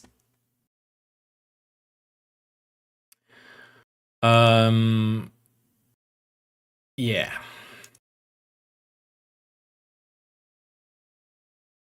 And then I suppose let's have a quick look at what other people say.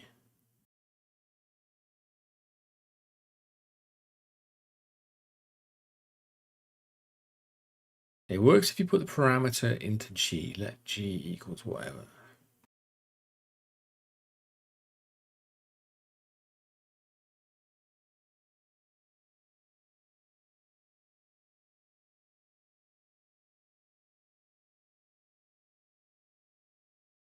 So that's interesting.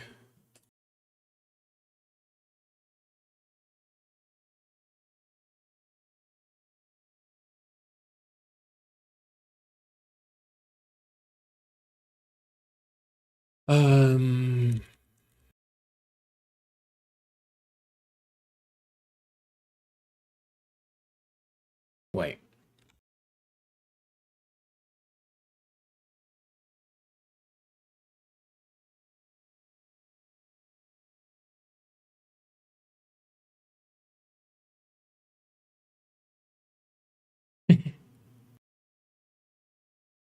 Hold on.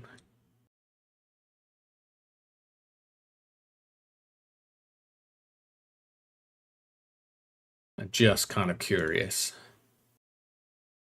Huh.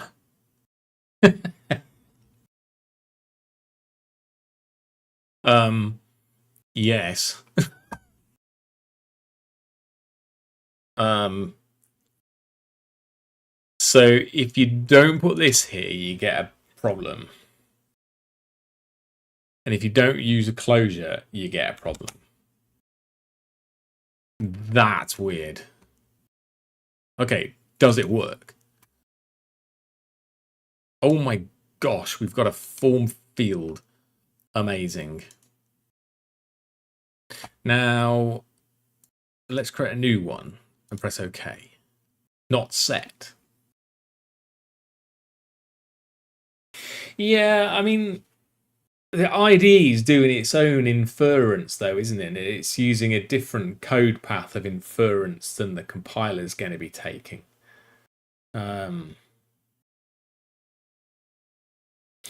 Quick Flash, thanks for joining the stream. Yet again, it feels like I'm the only person in the world trying to put a combo box in a field with translations. I don't know. Anyway, moving on. Look, we've got a form, and it's got some validation on it. This is good. But I don't know why this is over here and this is over here. That's kind of weird. Combo box success.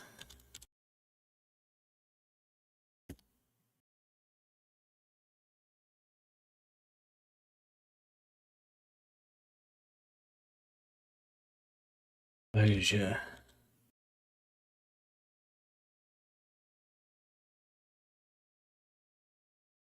There. Okay, that was weird. That was weird. We've been going about 2 hours now, and I need a break from this. So, Esperanto translation. It's a bit early days for that, Quick Flash, but I might take you up on it in the future.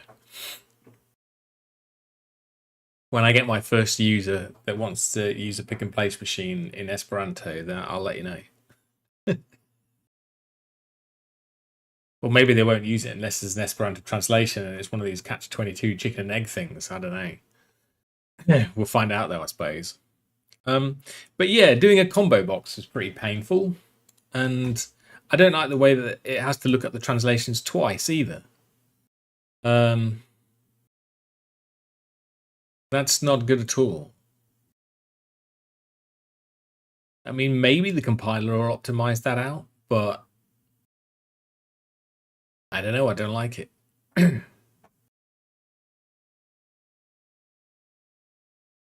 It's not optimized, is it? That's for certain. Just taking a little look at this bit of code now to point out the problems with it.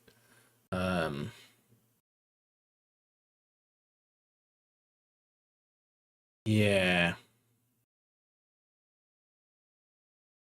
Yeah. Because we couldn't use UI.selectable value. That's one problem that we had.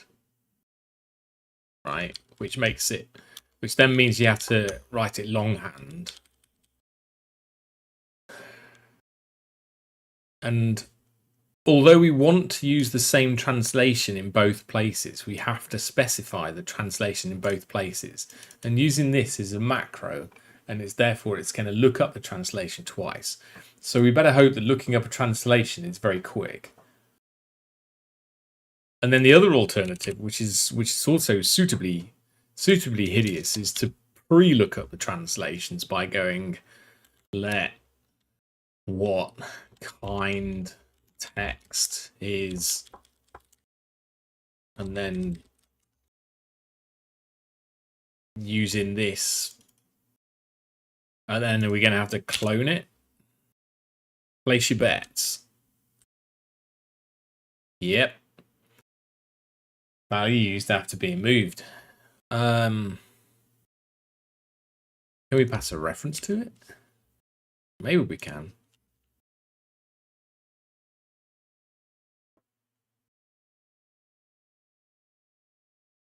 This one wants a string.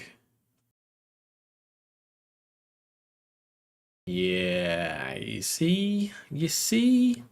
I don't want to clone it. I don't want to clone it.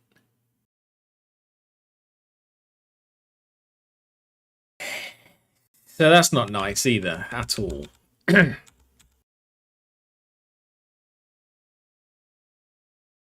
And any other solution you could propose there is probably not optimized well for this either. It feels like creating a type that handles the option might be the way to go for this, which I initially went down that path. So instead of going option new document kind, we have a new type here which manages the option internally, and maybe that's better. I don't know. But even then, we've still got an enum and some other weird type, which seems not ideal. Anyway, yeah, that's not very nice, that. You know. Okay, so what's next? What's next? What's next? Oh, I know. I remember what was next. We've got this name thing here, and it appears above the field. And then here we've got this name, and it appears to the right of the field. And that is not what our requirement says.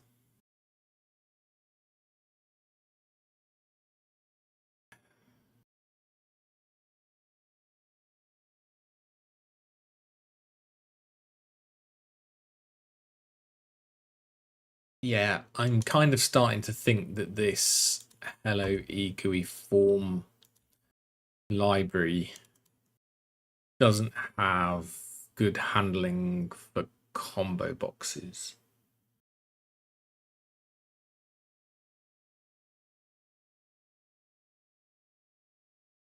It's displaying the validation things, yeah, visible. But where's it showing the label? Here's the label.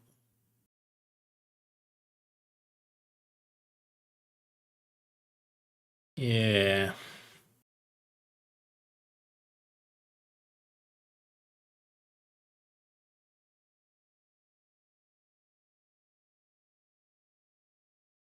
Wait. A combo box has a label built in? No. No. Pearl says, I don't think you have to clone not that bit. That's a combo box thing, unfortunately, since it puts the label by its side. No, it doesn't. It doesn't. At least I don't think it does. I might be wrong. But if we look at this example, here's a combo box, and here's the name, and here it says, take your pick. Oh, what's this? Hold on a second.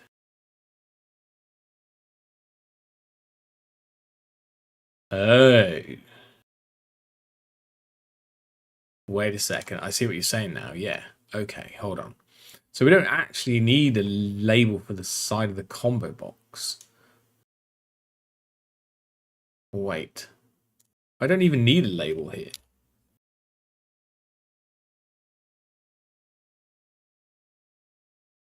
I don't want a label.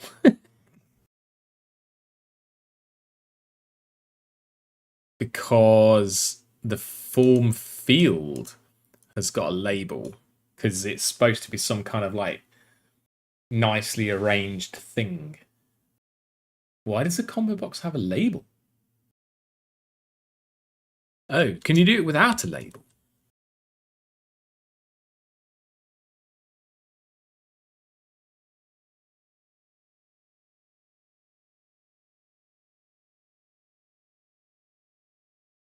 I mean, this label thing here is an option. So how do I create a combo box without a label?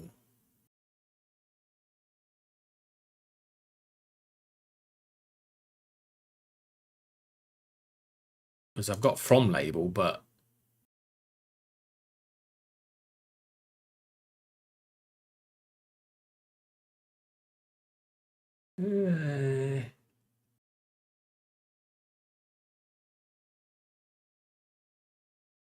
Yeah, I mean, is it just missing label?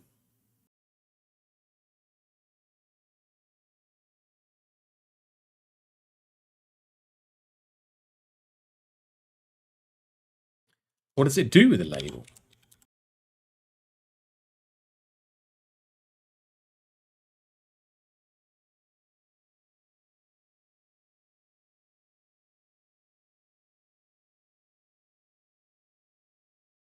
Oh, without label, with ID source. Oh, because the right. So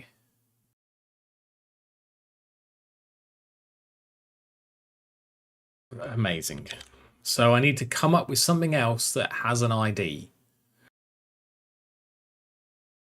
I don't care about IDs. I just want a combo box.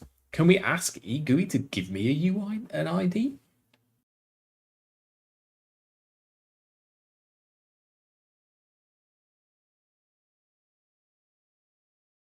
Yeah. ID salt. Yeah, I mean, sure.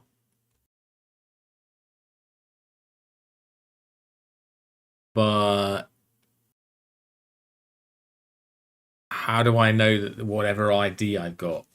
UI.push ID. Ah, yes. Thank you very much for that. Great. Let me try that then. From ID salt. I would never have guessed this from ID salt in a million years.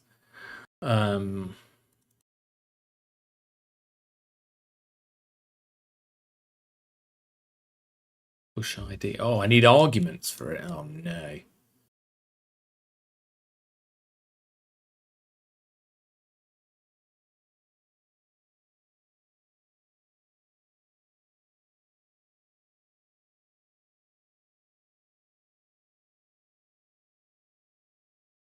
I don't care about the ID.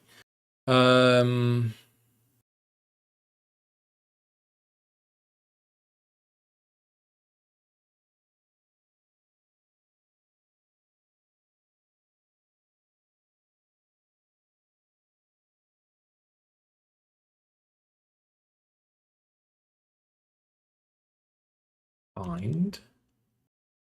But if I have another thing called kind, uh, uh, I don't want. I just want it to give me an ID, but no.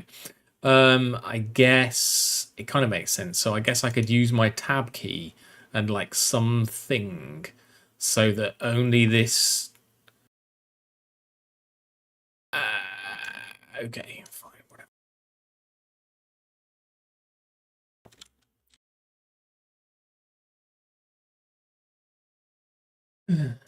So I suppose we need to create one of those. How do you concatenate? Suppose it wants two arguments. Why does it need two arguments? Add contents. What? No, I'm not sure. It's not push ID. It's just give me an ID.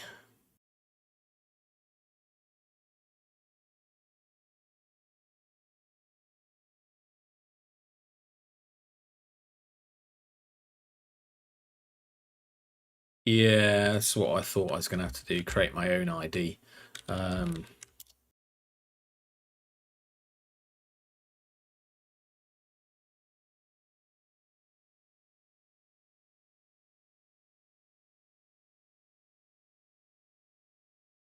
But with an optional. So is it just ID like this?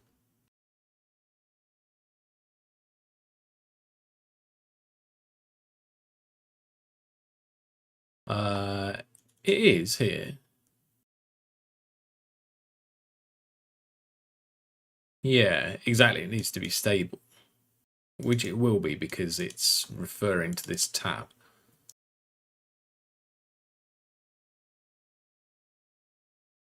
Maybe.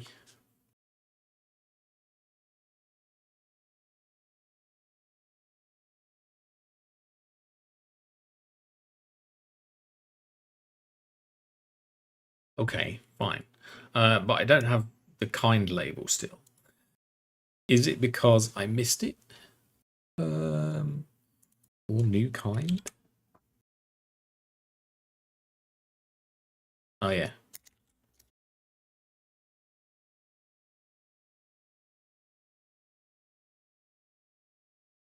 Okay, that's better. Right. Progress was made. So I guess let's move this down a bit.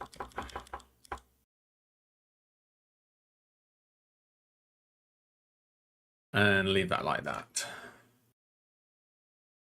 I wasn't expecting combo boxes to take quite as long as they did. But anyway, let's close these. Create a new one. Press OK. Yeah, okay, good.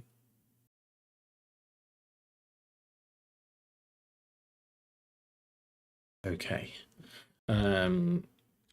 Fix combo box label position, I suppose. Okay, fine. We're all good. And then let's, for good measure, go cargo format.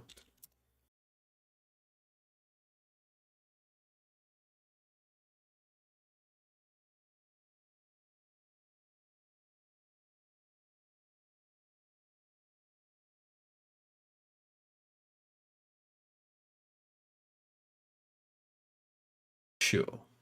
I don't care about the actual changes. And let's push that up for today. And that's probably going to be it, I think. Oops, main.